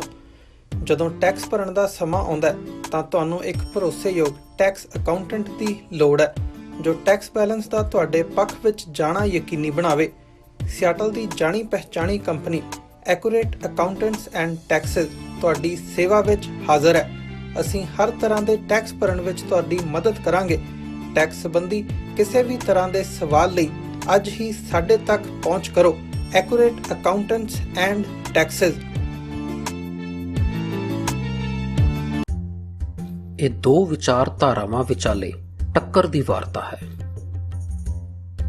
ਇਹ ਕਿਤਾਬ ਪੁਜਾਰੀ ਦੀ ਸਮਰੱਥਾ ਤੇ ਤਿੱਖਾ ਪ੍ਰਹਾਰ ਕਰਦੀ ਹੈ। ਨਾਸਤਕ ਵਿਚਾਰਧਾਰਾ ਵਾਲਿਆਂ ਵੱਲੋਂ ਉਠਾਏ ਗਏ ਸਵਾਲ ਗੁਰੂ ਨਾਨਕ ਸਾਹਿਬ ਜੀ ਦੇ ਸਵਾਲਾਂ ਨਾਲ ਬਹੁਤ ਮੇਲ ਖਾਂਦੇ ਹਨ। ਫਰਕ ਇੰਨਾ ਹੈ ਕਿ ਨਾਸਤਕ ਲੋਕ ਆਪਣੇ ਸਵਾਲਾਂ ਦੇ ਜਵਾਬ ਪੁਜਾਰੀ ਕੋਲੋਂ ਭਾਲਦੇ ਹਨ, ਜਦਕਿ ਗੁਰੂ ਨਾਨਕ ਸਾਹਿਬ ਜੀ ਉਹਨਾਂ ਦਾ ਜਵਾਬ ਸਰਬ ਵਿਆਪਕ ਨਿਹਚਲ ਹੁਕਮ ਦੀ ਅਗਵਾਈ ਵਿੱਚੋਂ ਰੁਸ਼ਨਾਉਂਦੇ ਹਨ। Sole enemy of a Sikh Brahminism English ਵਿੱਚ, ਜਾਂ ਸਿੱਖ ਦਾ ਇੱਕੋ ਵੈਰੀ ਬ੍ਰਾਹਮਣਵਾਦ ਪੰਜਾਬੀ ਵਿੱਚ, ਗੁਰਪ੍ਰੀਤ ਸਿੰਘ ਜੀਪੀ ਵੱਲੋਂ ਲਿਖੀ ਕਿਤਾਬ ਹੁਣੇ ਮੰਗਵਾਓ ਜੀ। ਤੁਸੀਂ Amazon, Barnes and Noble ਜਾਂ Flipkart ਆਨਲਾਈਨ ਪਲੇਟਫਾਰਮਸ ਤੋਂ ਆਰਡਰ ਕਰ ਸਕਦੇ ਹੋ। Are you tired of property violations, ECB court hearings wasting your time? AM Expediting Drafting and Design is the solution for your problems. AM Expediting Drafting and Design offers services that range from architectural drawings to expediting services to DOB, FDNY, and other agencies.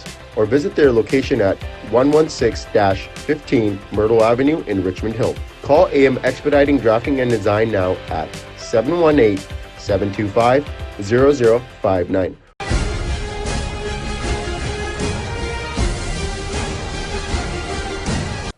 Viewers welcome back to programme. So ਹੁਣ ਆਪਾਂ ਗੱਲਬਾਤ ਕਰਨ ਜਾ ਰਹੇ ਹਾਂ ਕਿ ਕਿਸ ਤਰ੍ਹਾਂ ਇਸਲਾਮਾਬਾਦ ਵਿਚਲੀ ਅਮਰੀਕਨ ਅੰਬੈਸੀ ਵੱਲੋਂ ਪਾਕਿਸਤਾਨ ਦੇ ਪ੍ਰਾਈਮ ਮਿਨਿਸਟਰ ਇਮਰਾਨ ਖਾਨ ਦੇ ਖਿਲਾਫ ਇੱਕ ਰੀਟਵੀਟ ਬੜਾ ਚਰਚਾ ਦਾ ਜਿਹੜਾ ਵਿਸ਼ਾ ਬਣਿਆ ਹੋਇਆ ਹੈ। ਪਾਕਿਸਤਾਨ ਸਰਕਾਰ ਵੱਲੋਂ ਇਸ ਦੀ ਜਿਹੜੀ ਨਿਖੇਧੀ ਕੀਤੀ ਗਈ ਹੈ, ਜਦੋਂ ਕਿ ਅਮਰੀਕਨ ਜਿਹੜੀ ਅੰਬੈਸੀ ਵੱਲੋਂ ਇਸ ਸੰਬੰਧੀ ਜਿਹੜੀ ਮਾਫੀ ਮੰਗੀ ਗਈ ਹੈ। ਸੋ ਇਹ ਸਾਰਾ ਮਾਜਰਾ ਕੀ ਹੈ, ਇਸ ਬਾਰੇ ਆਪਾਂ ਡਾਕਟਰ ਸਾਹਿਬ ਕੋਲੋਂ ਉਹਨਾਂ ਦੇ ਵਿਚਾਰ ਜਾਣ ਲੱਗੇ ਹਾਂ। ਸੋ ਅਸੀਂ ਚਾਹਾਂਗੇ ਕਿ ਤੁਸੀਂ ਸਾਡੇ ਨਾਲ ਇਸੇ ਤਰ੍ਹਾਂ ਹੀ ਬਣੇ ਰਹਿਣਾ। ਦੇਖਣ ਸੁਣਨੀ ਤੁਹਾਡਾ ਸਭ ਦਾ ਬਹੁਤ ਬਹੁਤ ਸ਼ੁਕਰੀਆ ਜੀ। ਡਾਕਟਰ ਸਾਹਿਬ ਕੀ ਕਹਿਣਾ ਚਾਹੋਗੇ? ਦੇਖੋ, ਜਿਹੜੀਆਂ ਐਮਬੈਸੀਜ਼ ਹੁੰਦੀਆਂ ਨੇ ਜਾਂ ਜਿਹੜਾ ਸਾਰਾ ਇਹ ਕਨਸੈਪਟ ਹੈ ਦੁਨੀਆ 'ਚ, ਜਦੋਂ ਅਜੇ ਸੋ ਕਾਲਡ ਇਸ ਕਿਸਮ ਦੇ ਜਮਹੂਰੀ ਮਾਡਲ ਨਹੀਂ ਸੀ ਕਿ ਮੁਲਕਾਂ ਦੀਆਂ ਐਮਬੈਸੀਆਂ ਪ੍ਰੋਪਰ ਔਰ ਉਹਨਾਂ ਦੀ ਇਮਿਊਨਿਟੀ ਇਸ ਕਿਸਮ ਦੀ ਹੁੰਦੀ ਸੀ। ਬਿਲਕੁਲ। ਈਵਨ ਜੰਗ ਦੇ ਮੈਦਾਨ ਦੇ ਵਿੱਚ ਵੀ ਜਦੋਂ ਕੋਈ ਦੂਤ ਸਾਡੀ ਉਸ ਕਾਮਨ ਜ਼ਬਾਨ 'ਚ ਕਹਿੰਦੇ ਸੀ, ਕੋਈ ਦੁਸ਼ਮਣ ਦਾ ਸੁਨੇਹਾ ਲੈ ਕੇ ਦੋ ਫੌਜਾਂ ਲੜ ਰਹੀਆਂ ਨੇ ਔਰ ਜੇ ਉਹਨਾਂ ਨੇ ਕੋਈ ਆਫਰ ਕਰਨੀ ਹੈ, ਪਹਿਲਾਂ ਲੜਨ ਤੋਂ ਪਹਿਲਾਂ ਵੀ ਉਹ ਆਉਂਦਾ ਸੀ ਉਹਨਾਂ ਦਾ ਕਿ ਜੀ ਆਹ ਸਾਡੀਆਂ ਸ਼ਰਤਾਂ ਮੰਨ ਲਓ ਜਾਂ ਆਹ ਸਾਡੇ ਹਵਾਲੇ ਕਰ ਦਿਓ। ਬਿਲਕੁਲ। ਔਰ ਇਹ ਇੱਕ ਟ੍ਰੈਡੀਸ਼ਨ ਸੀ ਕਿ ਇਹਦੇ ਬਾਵਜੂਦ ਕਿ ਉਹ ਜੰਗ ਦੇ ਵੱਲ ਜਾ ਰਹੇ ਹੁੰਦੇ ਸੀ, ਉਹਦਾ ਜਿਹੜਾ ਲੈ ਕੇ ਆਇਆ ਮੈਸੇਂਜਰ ਹੈ, ਦੂਤ ਹੈ, ਐਂਬੈਸਡਰ ਹੈ, ਉਹਦਾ ਕੋਈ ਵਾਲ ਵਿੰਗਾ ਨਹੀਂ ਸੀ ਕਰਦਾ। ਉਹਨੂੰ ਰਿਸਪੈਕਟ ਦੇ ਨਾਲ ਜਿਹੜਾ ਉਹ ਲਿਆਂਦਾ ਜਾਂਦਾ ਸੀ, ਉਹਨੂੰ ਰਿਸਪੈਕਟ ਨਾਲ ਵਾਪਸ ਪਹੁੰਚਾਇਆ ਜਾਂਦਾ ਸੀ। ਸੋ ਇਹ ਜਦੋਂ ਦੁਨੀਆ 'ਚ ਖਾਸ ਤੌਰ 'ਤੇ ਯੂਨਾਈਟਿਡ ਨੇਸ਼ਨਸ ਹੋਣ ਦੇ ਵਿੱਚ ਆਈ ਸੈਕੰਡ ਵਰਲਡ ਵਾਰ ਤੋਂ ਬਾਅਦ, ਲੀਗ ਆਫ ਨੇਸ਼ਨਸ ਦਾ ਅੱਗੇ ਕਾਨਸੈਪਟ ਤੁਰਿਆ ਔਰ ਉਹਦੇ 'ਚ ਇਹ ਹੋਇਆ ਕਿ ਵੀ ਦੁਨੀਆ ਦੇ ਸਾਰੇ ਨੇਸ਼ਨਸ ਇੱਕ ਦੂਜੇ ਦੇ ਨਾਲ ਜਿਹੜਾ ਉਹ ਆਪਣੀਆਂ ਐਮਬੈਸੀਜ਼ ਉਹਨਾਂ ਨੇ ਖੋਲੀਆਂ। ਵੀਜ਼ਿਆਂ ਦਾ ਸਿਸਟਮ ਵੀ ਆ ਗਿਆ ਕਿਉਂਕਿ ਬਾਰਡਰ ਡਿਮਾਰਕੇਟਡ ਹੋਏ। ਲੇਕਿਨ ਇਹਦੇ 'ਚ ਇਹ ਵੀ ਰੱਖਿਆ ਗਿਆ ਕਿ ਜਿਹੜੀ ਵੀ ਐਮਬੈਸੀ ਕਿਸੇ ਦੀ ਕਿਸੇ ਮੁਲਕ 'ਚ ਹੈ, ਉਹ ਆਪਣੇ ਨੇਸ਼ਨ ਦੀ ਰਿਪਰੈਜ਼ੈਂਟੇਸ਼ਨ ਕਰਦੀ ਹੈ ਉਸ ਨੇਸ਼ਨ ਦੇ ਵਿੱਚ ਜਿੱਥੇ ਉਹਨਾਂ ਦੀ ਐਮਬੈਸੀ ਹੈ।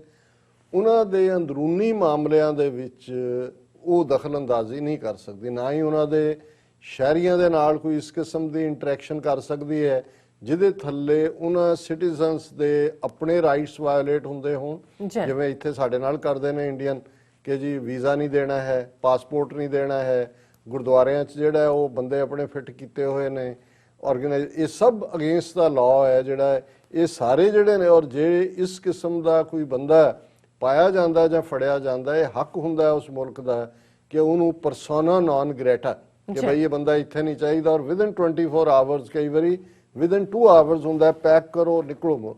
ਉਹਨਾਂ ਤੇ ਮੁਕੱਦਮਾ ਨਹੀਂ ਚੱਲ ਸਕਦਾ ਕਿਉਂਕਿ ਇਹ ਜਿਹੜੀ ਇਮਿਊਨਿਟੀ ਹੈ ਇਹ ਉਹਨਾਂ ਨੂੰ ਹਾਸਲ ਹੈ ਕਿ ਵੀ ਕੋਈ ਵੀ ਜਿਹੜਾ ਹੈ ਉਹ ਇਸ ਕੰਮ ਦੇ ਲਈ ਜੇ ਕਰਦਾ ਤੇ ਉਹ ਜਿਹੜਾ ਉਸ ਦੇ ਉੱਤੇ ਮੁਕੱਦਮਾ ਨਹੀਂ। ਹੁਣ ਹਾਲਾਂਕਿ ਜਦੋਂ ਇੱਕ ਦੋ ਕੇਸ ਇਦਾਂ ਦੇ ਹੋਏ ਇੰਗਲੈਂਡ ਦੇ ਵਿੱਚ ਜਾਂ ਕਿਸੇ ਹੋਰ ਯੂਰਪੀਅਨ ਕੰਟਰੀ 'ਚ ਕਿ ਕਿਸੇ ਡਿਪਲੋਮੈਟ ਦੀ ਗੱਡੀ ਥੱਲੇ ਆ ਕੇ ਕੋਈ ਮਰ ਗਿਆ, ਉਹ ਸ਼ਰਾਬੀ ਸੀ ਚਲਾਉਣ ਵਾਲਾ, ਉਹ ਭਾਵੇਂ ਉਹਨੂੰ ਉਹਨਾਂ ਨੇ ਭੇਜ ਦਿੱਤਾ ਪਰਸੋਨਾ ਨਾਨ ਗ੍ਰੇਟਾ ਕਰਕੇ, ਪਰ ਬਾਅਦ ਦੇ ਵਿੱਚ ਉਹਨਾਂ ਨੇ ਕਿਹਾ ਕਿ ਵੀ ਇਹਨੂੰ ਹੁਣ ਪਰਮਿਸ਼ਨ ਦਿਓ ਕਿ ਇਹਨੂੰ ਅਸੀਂ ਟਰਾਇਲ 'ਚ ਕਰੀਏ। ਉਹ ਇੱਕ ਦੋ ਕੇਸਾਂ 'ਚ ਹੋਇਆ ਔਰ ਬਾਅਦ 'ਚ ਹਾਲਾਂਕਿ ਕਈ ਵਾਰੀ ਉਹ ਹਲਕੀ ਜਿਹੀ ਸਜ਼ਾ ਦੇ ਕੇ ਛੱਡ ਦਿੰਦੇ ਨੇ। ਪਰ ਇਹ ਇੱਕ ਚੰਗਾ ਸਿਸਟਮ ਹੈ, ਪਰ ਇਹਨੂੰ ਕਿਵੇਂ ਵਾਇਓਲੇਟ ਕੀਤਾ ਜਾਂਦਾ, ਜਿਵੇਂ ਅਸੀਂ ਇੰਡੀਅਨ ਐਮਬੈਸੀ ਦੇ ਹਵਾਲੇ ਨਾਲ ਗੱਲ ਕੀਤੀ ਹੈ, ਐਮਬੈਸੀਜ਼ ਅਰਾਊਂਡ ਦਾ ਗਲੋਬ, ਕਿ ਕਿਵੇਂ ਸਿੱਖਾਂ ਨੂੰ, ਜਿਹੜੇ ਸਿੱਖ ਇੰਡੀਅਨ ਸਿਟੀਜ਼ਨ ਨਹੀਂ ਨੇ ਬਹੁਤ ਸਾਰੇ ਹੁਣ, ਉਹਨਾਂ ਦੇ ਮਾਮਲਿਆਂ 'ਚ ਦਖਲਅੰਦਾਜ਼ੀ ਕਰਦੇ ਨੇ, ਉਹਨਾਂ ਨੂੰ ਹਰਾਸ ਕਰਦੇ ਨੇ, ਉਹਨਾਂ ਦੀ ਜਸੂਸੀ ਕਰਦੇ ਨੇ।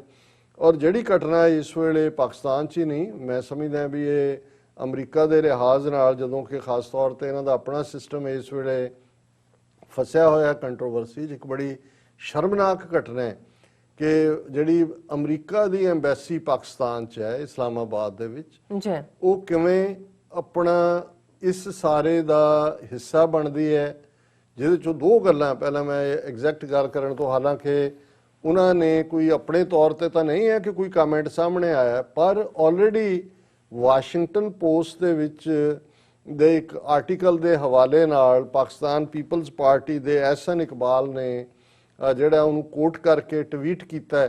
ਤੇ ਕਿਉਂਕਿ ਉੱਥੇ ਸਿਆਸੀ ਪਾਰਟੀਆਂ ਇਸ ਵੇਲੇ ਪਾਕਿਸਤਾਨ ਪੀਪਲਜ਼ ਪਾਰਟੀ ਹੈ ਜਾਂ ਮੁਸਲਿਮ ਲੀਗ ਹੈ, ਨਵਾਜ਼ ਸ਼ਰੀਫ ਦੀ ਪਾਰਟੀ ਜਾਂ ਦੂਸਰੀਆਂ ਧਿਰਾਂ ਨੇ, ਉਹਨਾਂ ਨੇ ਪੂਰਾ ਇੱਕ ਕੈਂਪੇਨ ਸ਼ੁਰੂ ਕੀਤਾ ਹੋਇਆ ਇਮਰਾਨ ਖਾਨ ਦੇ ਖਿਲਾਫ, ਔਰ ਉਹਨਾਂ ਨੂੰ ਉਹ ਜਿਹੜਾ ਬੜੇ ਗਲਤ ਲਫ਼ਜ਼ਾਂ ਦੇ ਨਾਲ ਐਡਰੈਸ ਕਰਦੇ ਨੇ। ਉਹਦੇ 'ਚ ਆਪੋਜੀਸ਼ਨ ਪਾਰਟੀਆਂ ਆਪਣਾ ਕੰਮ ਕਰਦੀਆਂ ਨੇ, ਲੇਕਿਨ ਹੁਣ ਉਸ ਆਰਟੀਕਲ ਨੂੰ ਆਧਾਰ ਬਣਾ ਕੇ ਐਹਸਨ ਇਕਬਾਲ ਨੇ ਇਮਰਾਨ ਖਾਨ ਦੇ ਲਈ ਵੀ ਉਹੀ ਲਫ਼ਜ਼ ਇਸਤੇਮਾਲ ਕੀਤੇ ਜਿਹੜੇ ਵਾਸ਼ਿੰਗਟਨ ਪੋਸਟ ਨੇ ਟਰੰਪ ਦੇ ਬਿਹੇਵੀਅਰ ਦੇ ਲਈ ਕੀਤੇ, ਕਿ ਭਾਈ ਇਹ ਜਿਹੜੀ ਹੈ ਇਸ ਦੇ ਨਾਲ ਜਿਹੜਾ ਉਹ ਕੀ ਬਣ ਰਿਹਾ, ਕਿੱਧਰ ਨੂੰ ਜਾ ਰਿਹਾ, ਮੈਂ ਉਹ ਜ਼ਿਕਰ ਕਰਾਂਗਾ ਵੇਰਵੇ ਨਾਲ।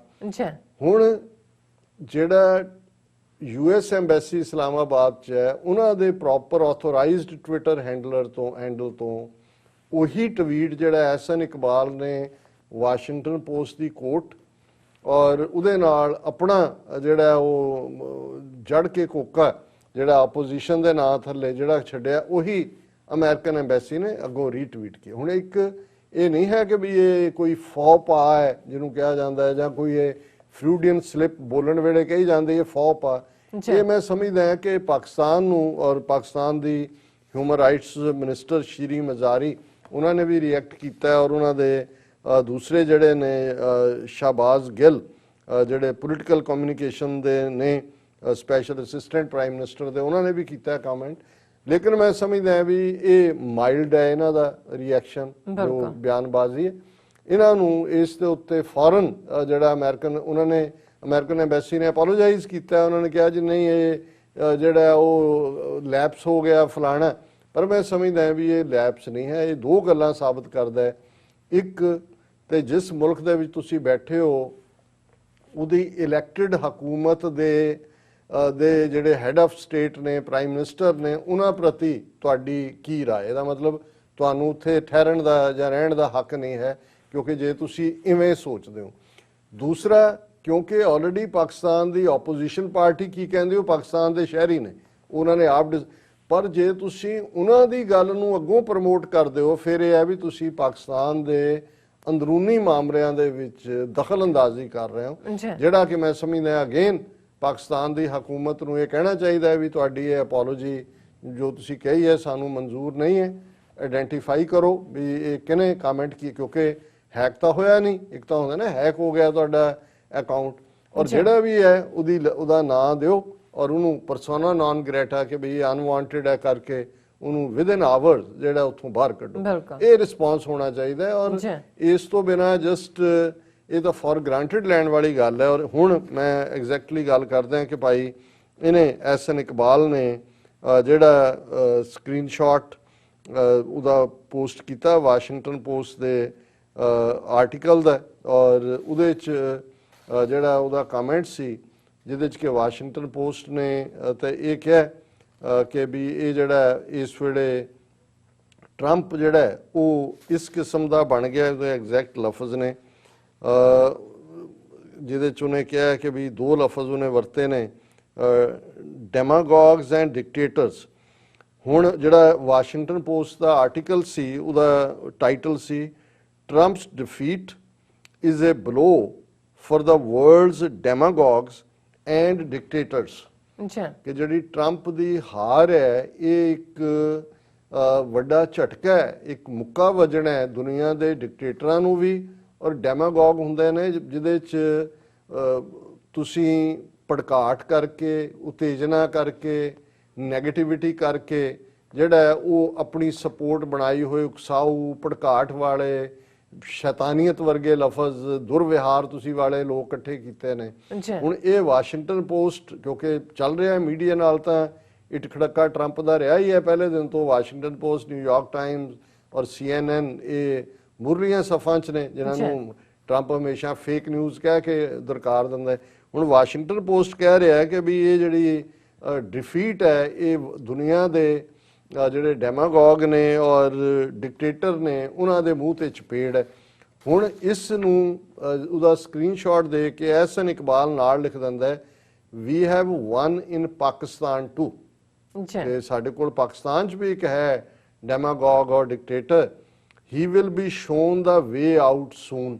ਕਿਉਂਕਿ ਹੁਣ ਜਿਹੜੀ ਆਪੋਜੀਸ਼ਨ ਵਾਲਿਆਂ ਦੀ ਹੈ ਉਹ ਕਹਿ ਰਹੇ ਨੇ ਜੀ ਦਸੰਬਰ ਤੱਕ ਅਸੀਂ ਜਿਹੜਾ ਰਿਜ਼ਾਈਨ ਕਰਨ ਤੇ ਮਜਬੂਰ ਕਰ ਦਿਆਂਗੇ। ਹੁਣ ਐਹਸਨ ਇਕਬਾਲ ਨੇ ਕਿਹਾ, ਮੈਂ ਸਮਝਦਾ ਵੈਸੇ ਤਾਂ ਉਹਨਾਂ ਦਾ ਵੀ ਇਸ ਪੀਰੀਅਡ 'ਚ ਜਦੋਂ ਕਿ ਜੋ ਚੱਲ ਰਿਹਾ ਹੈ ਇਸ ਕਿਸਮ ਦਾ, ਐਹਸਨ ਇਕਬਾਲ ਇਹਨਾਂ 'ਚੋਂ ਇੱਕ ਵਕੀਲ ਹੈ ਔਰ ਕਦੇ ਹਬੀਬ ਜ਼ਾਲਮ ਨੂੰ ਕੋਟ ਕਰ ਰਿਹਾ ਹੁੰਦਾ ਹੈ, ਕਦੇ ਹਾਲਾਂ ਇਹਦੇ 'ਚ ਵੀ ਕੋਈ ਸ਼ੱਕ ਨਹੀਂ ਹੈ ਕਿ ਜਦੋਂ ਅਸੀਂ ਬੇਨਜ਼ੀਰ ਭੁੱਟੋ ਦੀ ਗੱਲ ਕਰਦੇ ਹਾਂ ਕਿ ਉਹਨੇ ਰਾਜੀਵ ਗਾਂਧੀ ਨਾਲ ਡੀਲ ਬਣਾਈ ਕਿ ਜੀ ਤੁਸੀਂ ਜਿਹੜਾ ਸਿਆਚਨ ਗਲੇਸ਼ੀਅਰ 'ਚੋਂ ਫੌਜ ਕੱਢੋ, ਔਰ ਰਾਜੀਵ ਨੇ ਕਿਹਾ ਕਿ ਜੀ ਤੁਸੀਂ ਜਿਹੜੀ ਹੈ ਇਨਸਰਜੈਂਸੀ ਨੂੰ ਖਤਮ, ਸਿੱਖ ਇਨਸਰਜੈਂਸੀ, ਸਿੱਖ ਫਰੀडम ਮੂਵਮੈਂਟ ਨੂੰ ਖਤਮ ਕਰਨ 'ਚ ਸਾਡੀ ਮਦਦ ਕਰੋ। ਤੇ ਬੇਨਜ਼ੀਰ ਭੁੱਟੋ ਨੇ ਕਿਹਾ ਜੀ ਅਸੀਂ ਤਾਂ ਆਪਣਾ ਪਾਰਟ ਕਰਤਾ, ਉਹਨਾਂ ਨੇ ਨਹੀਂ ਕੀਤਾ। ਉਦੋਂ ਬੇਨਜ਼ੀਰ ਭੁੱਟੋ ਦੀ ਕੈਬਨਿਟ ਜਿਹੜੇ ਇੰਟੀਰੀਅਰ ਮਿਨਿਸਟਰ ਸੀ, ਹੋਮ ਮਿਨਿਸਟਰ, ਉਹ ਐਹਸਨ ਇਕਬਾਲ ਸੀ। ਹਾਲਾਂ ਉਹਨਾਂ ਨੇ ਹਮੇਸ਼ਾ ਡਿਨਾਈ ਕੀਤਾ ਨਹੀਂ ਇੱਦਾਂ ਦਾ ਕੁਝ ਨਹੀਂ ਹੋਇਆ, ਪਰ ਜਿਹੜੇ ਫੈਕਟਸ ਨੇ ਉਹਨਾਂ ਨੂੰ ਤਾਂ ਤੁਸੀਂ ਨਹੀਂ ਬਦਲ ਸਕਦੇ। ਹਾਲਾਂ ਮੈਂ ਇਹਦੇ ਤੇ ਕੋਈ ਕਦੇ ਵੀ ਇਹਨੂੰ ਉਸ ਕਿਸਮ ਦਾ ਨਿਸ਼ਾਨਾ ਨਹੀਂ ਬਣਾਇਆ ਇਸ ਡਿਸਕਸ਼ਨ ਨੂੰ, ਪਰ ਜਿਨ੍ਹਾਂ ਦੇ ਉੱਤੇ ਆਲਰੇਡੀ ਜੇ ਉਹਨਾਂ ਦੀ ਪ੍ਰੀਮੀਅਰ ਜਿਹੜੀ ਬੇਨਜ਼ੀਰ ਭੁੱਟੋ ਨੇ ਉਹਨਾਂ ਦੇ ਮਾਰੇ ਜਾਣ ਤੋਂ 4 ਦਿਨ ਪਹਿਲਾਂ ਵੀ ਉਹਨੇ ਇੱਕ ਇੰਟਰਵਿਊ 'ਚ ਇਹ ਗੱਲ ਕਹੀ, ਤੇ ਐਹਸਨ ਇਕਬਾਲ ਇਸ ਲਈ ਜਵਾਬਦੇਹ ਨੇ, ਉਹ ਇੰਟੀਰੀਅਰ ਮਿਨਿਸਟਰ ਸਨ, ਕਿ ਜੇ ਇਹ ਨਹੀਂ ਸੀ ਤੇ ਅਸਲੀ ਗੱਲ ਕੀ ਸੀ।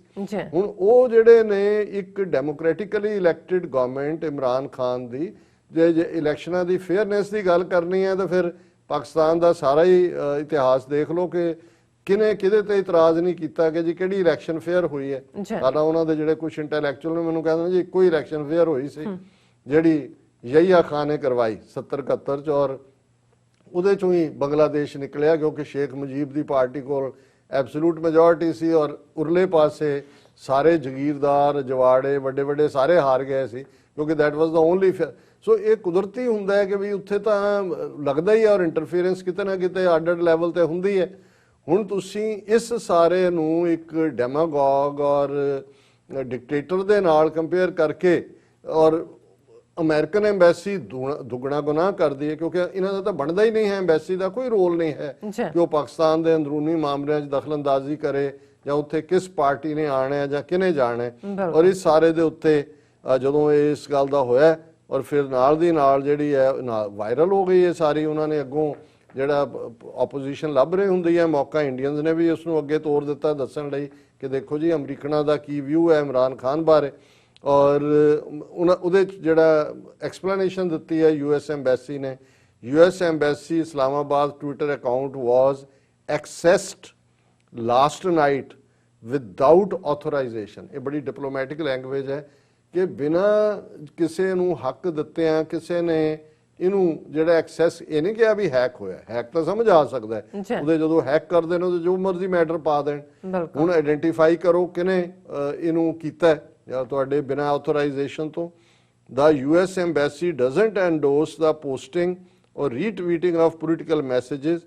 We apologize for any confusion that may have resulted from the unauthorized book. Confusion ਕੀ ਹੈ, ਤੁਸੀਂ ਇੱਕ ਮਡ ਸਲਿੰਗਿੰਗ ਕੀਤੀ ਹੈ, ਇੱਕ ਤੁਸੀਂ ਇੰਟਰਫੇਰੈਂਸ ਕੀਤੀ ਹੈ, ਔਰ ਮੈਂ ਸਮਝਦਾ ਵੀ ਇਸ ਮਾਮਲੇ ਤੇ ਪਾਕਿਸਤਾਨ ਨੂੰ ਟਫ ਲੈਣਾ ਚਾਹੀਦਾ ਸਟੈਂਡ। ਉਹਨਾਂ ਦੇ ਜਿਹੜਾ ਹਾਈ ਕਮਿਸ਼ਨਰ ਹੈ ਅਮਰੀਕਾ ਦਾ, ਐਮਬੈਸਡਰ ਹੈ ਉੱਥੇ, ਉਹਨੂੰ ਤਲਬ ਕਰਨਾ ਚਾਹੀਦਾ, ਉਹਨੂੰ ਕਹਿਣਾ ਚਾਹੀਦਾ ਕਿ ਭਾਈ ਜਿਹੜਾ ਵੀ ਹੈਗਾ ਉਹਨੂੰ ਦੱਸੋ ਕੌਣ ਹੈ, ਅਨਆਥੋਰਾਈਜ਼ ਤੁਸੀਂ ਕਿਹਾ ਯੂਜ਼ ਕੀਤਾ, ਉਹਨੂੰ ਪਰਸੋਨਾ ਨਾਨ ਗ੍ਰੇਟਾ ਡਿਕਲੇਅਰ ਕਰੋ। ਔਰ ਇਸ ਸਾਰੇ ਚੋਂ ਜਿਵੇਂ ਮੈਂ ਕਿਹਾ ਕਿ ਵੀ ਸ਼ੀਰੀ ਮਜ਼ਾਰੀ ਨੇ ਕਾਫੀ ਸਟਰੋਂਗ ਦਿੱਤਾ ਰਿਐਕਸ਼ਨ, ਬਟ ਉਹ ਜ਼ਬਾਨੀ ਕਲਾਮੀ ਹੈ ਕਿ ਜੀ ਉਹਨਾਂ ਨੇ ਕਿਹਾ ਕਿ ਵੀ account was not clear, account was clearly not hacked, so someone who had access to it used it without authorization. Unacceptable that someone working in US embassy is pushing a particular political party's agenda. ਇਹ ਬੜੀ mild ਹੈ ਮੈਂ ਸਮਝਦਾ ਗੱਲ ਕਹਿਣੀ।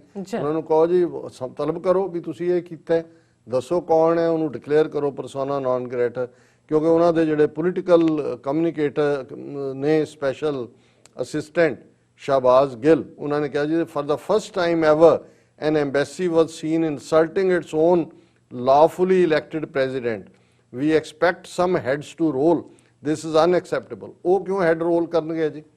ਤੁਸੀਂ ਉਹਨਾਂ ਨੂੰ ਕਹੋ ਕਿ ਜੀ ਦਿਓ ਸਾਨੂੰ ਕੌਣ ਹੈ unauthorised, we will roll that head. ਬਿਲਕੁਲ ਸੋ ਕਈ ਵਾਰ ਕੁਝ ਚੀਜ਼ਾਂ ਜਿਹੜੀਆਂ ਨੇ ਉਹ ਨਾਲ ਦੀ ਨਾਲ ਜਿਹੜਾ ਹੈ ਉਹ ਟਿਟ ਫॉर ਟੈਟ ਹੁੰਦਾ ਹੈ। ਅਦਰਵਾਈਜ਼ ਤਾਂ ਫਿਰ ਇਹੀ ਹੁੰਦਾ ਹੈ ਕਿ ਵੀ ਤੁਸੀਂ ਗੱਲਾਂ ਦਾ ਕੜਾਹ ਬਣਾ ਰਹੇ ਹੋ, ਤੁਸੀਂ ਕਰਨ ਦੀ ਤੁਹਾਡੇ 'ਚ ਹਿੰਮਤ ਨਹੀਂ ਹੈ। ਜੀ ਡਾਕਟਰ ਸਾਹਿਬ ਤੁਹਾਡਾ ਬਹੁਤ ਬਹੁਤ ਸ਼ੁਕਰੀਆ। ਸੋ ਹੱਥ ਲੈਣੇ ਆ ਬ੍ਰੇਕ। ਵਿਊਅਰਸ ਤੁਸੀਂ ਕਿਤੇ ਨਹੀਂ ਜਾਣਾ, ਮਿਲਦੇ ਆ ਆਫਟਰ ਦਿਸ ਸ਼ਾਰਟ ਬ੍ਰੇਕ।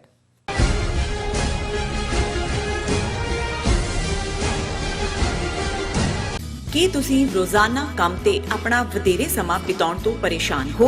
ਆਪਣੀ ਪੂੰਜੀ ਨੂੰ ਕੰਮ ਤੇ ਲਗਾਓ, ਸਾਡੇ ਨਾਲ ਇਨਵੈਸਟ ਕਰੋ। ਅਸੀਂ ਤੁਹਾਡੀ ਪੂੰਜੀ ਤੋਂ ਤੁਹਾਡੇ ਲਈ ਵਧੇਰੇ ਪੈਸੇ ਬਣਾ ਸਕਦੇ ਹਾਂ। ਅਸੀਂ ਪ੍ਰਾਈਵੇਟ ਇਕੁਇਟੀ ਇਨਵੈਸਟਮੈਂਟ ਫਰਮ ਹਾਂ ਤੇ ਕਮਰਸ਼ੀਅਲ ਰੀਅਲ ਏਸਟੇਟ ਵਿੱਚ ਮਾਹਿਰ ਹਾਂ। Property management, leasing, asset management, commercial real estate investment ਵਿੱਚ ਸਾਰੀਆਂ ਸੇਵਾਵਾਂ ਲਈ ਅਮਰੀਕਾ ਭਰ ਵਿੱਚੋਂ ਤੁਸੀਂ ਸਾਡੇ ਤੱਕ ਪਹੁੰਚ ਕਰ ਸਕਦੇ ਹੋ। ਆਜ਼ਾਦ ਕਮਰਸ਼ੀਅਲ ਰੀਅਲਟੀ ਸਰਵਿਸਿਜ਼ ਤੇ Azad family trust, 701 north post okay road, suite number 204, Houston, Texas. ਤੁਸੀਂ ਸਾਨੂੰ ਸਾਡੇ ਫੋਨ ਨੰਬਰ 7136861277 ਤੇ ਵੀ ਸੰਪਰਕ ਕਰ ਸਕਦੇ ਹੋ। ਆਜ਼ਾਦ ਕਮਰਸ਼ੀਅਲ ਰੀਅਲਟੀ ਸਰਵਿਸਿਜ਼। ਕੀ ਤੁਹਾਨੂੰ 30, 40 ਜਾਂ 50 ਦਿਨ ਵੇਟ ਕਰਨੀ ਪੈ ਰਹੀ ਹੈ ਤੁਹਾਡੇ ਚੈੱਕ ਲਈ? ਫਿਰ ਬ੍ਰੋਕਰਾਂ ਪਿੱਛੇ ਭੱਜਦੇ ਫਿਰਦੇ ਹੋ ਪੈਸੇ ਲਈ, ਬਹੁਤ ਜ਼ਿਆਦਾ ਟਾਈਮ ਵੇਸਟ ਹੋ ਜਾਂਦਾ ਇਦਾਂ ਤਾਂ। ਜੇ ਤੁਸੀਂ ਅੱਜ ਹੀ ਪੈਸੇ ਲੈਣੇ ਤਾਂ ਬੌਬਟੇਲ ਨੂੰ ਕਾਲ ਕਰੋ। ਬੌਬਟੇਲ ਤੁਹਾਡੀਆਂ ਇਨਵੌਇਸਸ ਸੇਮ ਡੇ ਫੰਡ ਕਰ ਸਕਦੇ ਹਨ for a small fee, no contract, no reserve and no hidden fees। ਅੱਜ ਹੀ ਕਾਲ ਕਰੋ ਬੌਬਟੇਲ ਨੂੰ ਤੇ ਤੁਹਾਡਾ ਪਹਿਲਾ ਮਹੀਨਾ ਫ੍ਰੀ। 410 204 2084। ਅਗੇਨ 410 204 2084। ਕਦੋਂ ਤੱਕ, ਹਾਂ ਕਦੋਂ ਤੱਕ ਅਸੀਂ ਭਾਰਤ ਅਤੇ ਦੁਨੀਆ ਭਰ ਦੇ ਵਿੱਚ ਵਸਦੇ ਸਿੱਖਾਂ ਦੇ ਮਸਲਿਆਂ ਤੇ ਭਾਰਤੀ ਚੈਨਲਾਂ ਦਾ ਝੂਠਾ ਪ੍ਰੋਪੇਗੈਂਡਾ ਬਰਦਾਸ਼ਤ ਕਰਦੇ ਰਹਾਂਗੇ? ਆਓ ਮੇਰੇ ਨਾਲ ਜੁੜੋ ਪ੍ਰੋਗਰਾਮ ਗੁਫ਼ਤਗੂ ਵਿੱਚ। ਸਿੱਖ ਨਜ਼ਰੀਏ ਤੋਂ ਰੋਜ਼ਾਨਾ ਵਾਪਰ ਰਹੀਆਂ ਘਟਨਾਵਾਂ ਦਾ ਵਿਸ਼ਲੇਸ਼ਣ ਕਰੀਏ। ਲਾਈਵ ਕਾਲਸ ਅਤੇ ਈਮੇਲਸ ਰਾਹੀਂ ਇਸ ਪ੍ਰੋਗਰਾਮ ਦਾ ਹਿੱਸਾ ਬਣੋ। ਮੰਡੇ ਟੂ ਫਰਾਈਡੇ ਰਾਤ 9:30 ਵਜੇ ਸਿਰਫ TV 84 ਤੇ।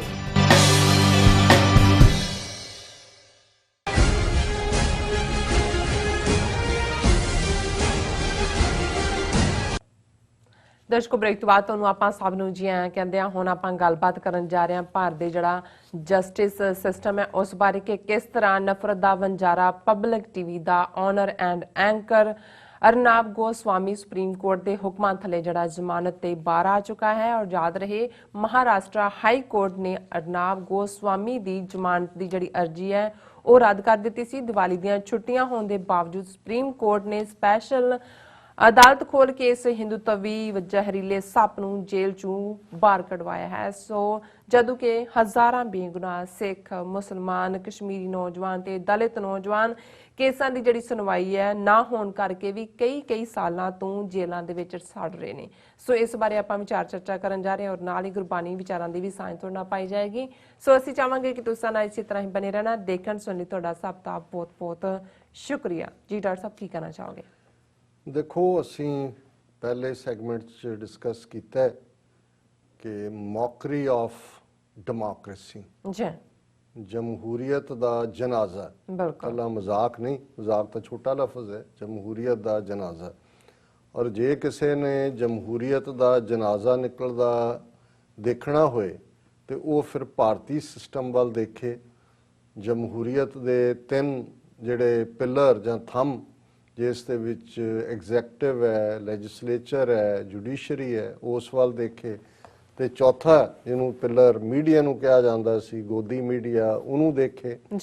ਔਰ ਫਿਰ ਇਹ ਅੰਦਾਜ਼ਾ ਲਾਏ ਕਿ ਕਿਵੇਂ ਇਹ ਸਭ ਕੁਝ ਵੀ ਮੌਬ ਦੇ ਥੱਲੇ ਕਿ 51 ਬਦਮਾਸ਼ ਜਾਂ ਗਧੇ ਇਕੱਠੇ ਹੋ ਕੇ ਕਿਤੇ ਵੀ ਸਾਰੇ ਤੁਹਾਡੇ ਉਸ ਮਾਸ਼ਰੇ ਨੂੰ ਹਾਈਜੈਕ ਕਰ ਸਕਦੇ ਨੇ, ਤੁਹਾਡੇ ਉੱਤੇ ਆਪਣਾ ਜਿਹੜਾ ਗੈਰ ਕਾਨੂੰਨੀ ਜਿਹਨੂੰ ਜੰਗਲ ਰਾਜ ਕਹਿੰਦੇ ਨੇ ਉਹ ਮਾਈਟ ਇਜ਼ ਰਾਈਟ ਦੇ ਥੱਲੇ ਉਹ ਜੋ ਚਾਹਣ ਉਹ ਕਰ ਸਕਦੇ ਨੇ। ਔਰ ਇਹ ਦੇਖਣ 'ਚ ਆਇਆ ਕਿ ਵੀ ਈਵਨ ਜਦੋਂ ਇਸ ਭਾਰਤੀ ਕਨਸਟੀਟਿਊਸ਼ਨ ਨੂੰ ਬਣਾਇਆ ਜਾ ਰਿਹਾ ਸੀ, ਅੰਬੇਦਕਰ, ਡਾਕਟਰ BR ਅੰਬੇਦਕਰ ਜਿਹੜੇ ਬੜੇ ਲਰਨਡ ਜਿਹੜੇ ਨੇ, ਉਹਨਾਂ ਦਾ ਫੀਲਡ ਕੱਲਾ ਜੂਰਿਸ ਲਾਈਨ ਹੀ ਨਹੀਂ ਸੀ, ਉਹ ਸੋਸ਼ਲ ਇਨਇਕੁਆਲਿਟੀ ਨੂੰ ਵੀ ਚੰਗੀ ਤਰ੍ਹਾਂ ਸਮਝਦੇ ਸੀ। ਖੁਦ ਉਹ ਸ਼ਿਕਾਰ ਹੋਏ ਸੀ। ਉਹ ਸਮਝਦੇ ਸੀ ਕਿ ਇਹ ਜਿਹੜਾ ਬ੍ਰਹਿਮਨਿਕਲ ਸਿਸਟਮ ਹੈ, ਵਰਣ ਆਸ਼ਰਮ, ਇਹ ਕਿੰਨਾ ਡੇਂਜਰਸ ਹੈ, ਕਿਵੇਂ ਇਹ ਡੈਮੋਕ੍ਰੇਸੀ ਨੂੰ ਵੀ ਜਿਹੜਾ ਡਿਸਫੰਕਸ਼ਨਲ ਕਰ ਦੇਗਾ। ਇਹਦੇ ਬਾਵਜੂਦ ਐਡਲਟ ਫਰੈਂਚਾਈਜ਼ ਜਿਹੜਾ ਉਸ ਦਾ ਹੱਕ ਹਰ ਇੱਕ ਨੂੰ ਮਿਲਿਆ। ਉਹਨਾਂ ਨੇ ਦੇਖਿਆ, ਇਸ ਗੱਲ ਨੂੰ ਯਕੀਨੀ ਬਣਾਉਣ ਦੀ ਕੋਸ਼ਿਸ਼ ਕੀਤੀ ਕਿ ਕਿਸ ਅੰਦਾਜ਼ ਦੇ ਵਿੱਚ ਇਹ ਜਿਹੜੇ ਨੇ ਉਹਨੂੰ ਸੈਬੋਟਾਜ ਕਰ ਰਹੇ ਨੇ। ਔਰ ਮੈਂ ਅਲਾਮਾ ਇਕਬਾਲ ਜਿਨ੍ਹਾਂ ਦਾ 143ਵਾਂ ਜਨਮ ਦਿਨ 9 ਨਵੰਬਰ ਨੂੰ ਸੀ, ਉਹਦੇ 'ਚ ਇੱਕ ਪਾਰਟ ਜਿਹੜਾ ਮੈਂ ਡਿਸਕਸ ਨਹੀਂ ਕਰ ਸਕਿਆ ਡਿਟੇਲ 'ਚ, ਮੈਂ ਫਿਰ ਕਿਸੇ ਵੇਲੇ ਕਰਾਂਗਾ, ਕਿ ਕਿਵੇਂ ਉਹਨਾਂ ਨੇ ਇੱਕ ਲੈਟਰ ਜਿਹੜਾ ਕਾਇਦੇ ਆਜ਼ਮ ਨੂੰ ਲਿਖਿਆ, ਉਹਦੇ 'ਚ ਉਹਨਾਂ ਨੇ ਕਿਹਾ ਕਿ ਵੀ ਇਹ ਜਿਹੜਾ ਸੋਸ਼ਲਿਸਟ ਡੈਮੋਕ੍ਰੇਸੀ ਹੈ, ਔਰ ਮੈਨੂੰ ਉਹ ਜਦੋਂ ਮੈਂ ਪੜ੍ਹਿਆ ਫਿਰ ਮੈਨੂੰ ਸਮਝ ਆਈ ਕਿ ਇਹਦੇ ਬਾਵਜੂਦ ਕਿ ਨਹਿਰੂ ਕੋਈ ਸਿੱਖਾਂ ਦਾ ਜਾਂ ਕੋਈ ਦਲਿਤਾਂ ਦਾ ਜਾਂ ਮੁਸਲਮਾਨਾਂ ਦਾ ਵੀ ਕੋਈ ਜਾਂ ਕਸ਼ਮੀਰੀਆਂ ਦਾ ਦੋਸਤ ਜਾਂ ਹਮਦਰਦ ਨਹੀਂ ਸੀ, ਲੇਕਿਨ ਇਹਦੇ ਬਾਵਜੂਦ ਜਿਸ ਅੰਦਾਜ਼ 'ਚ RSS ਔਰ ਮੋਦੀ ਨਹਿਰੂਵੀਅਨ ਡਾਕਟਰੀਨ ਨੂੰ ਨੈਗੇਟ ਕਰਦੇ ਨੇ, ਉਹਦੇ ਲਈ ਨਫ਼ਰਤ ਰੱਖਦੇ ਨੇ ਜਾਂ ਉਹਨੂੰ ਬਿਲਕੁਲ ਅੱਜ ਵੀ ਭੰਡਣ 'ਚ ਜਾਂਦੇ ਨੇ।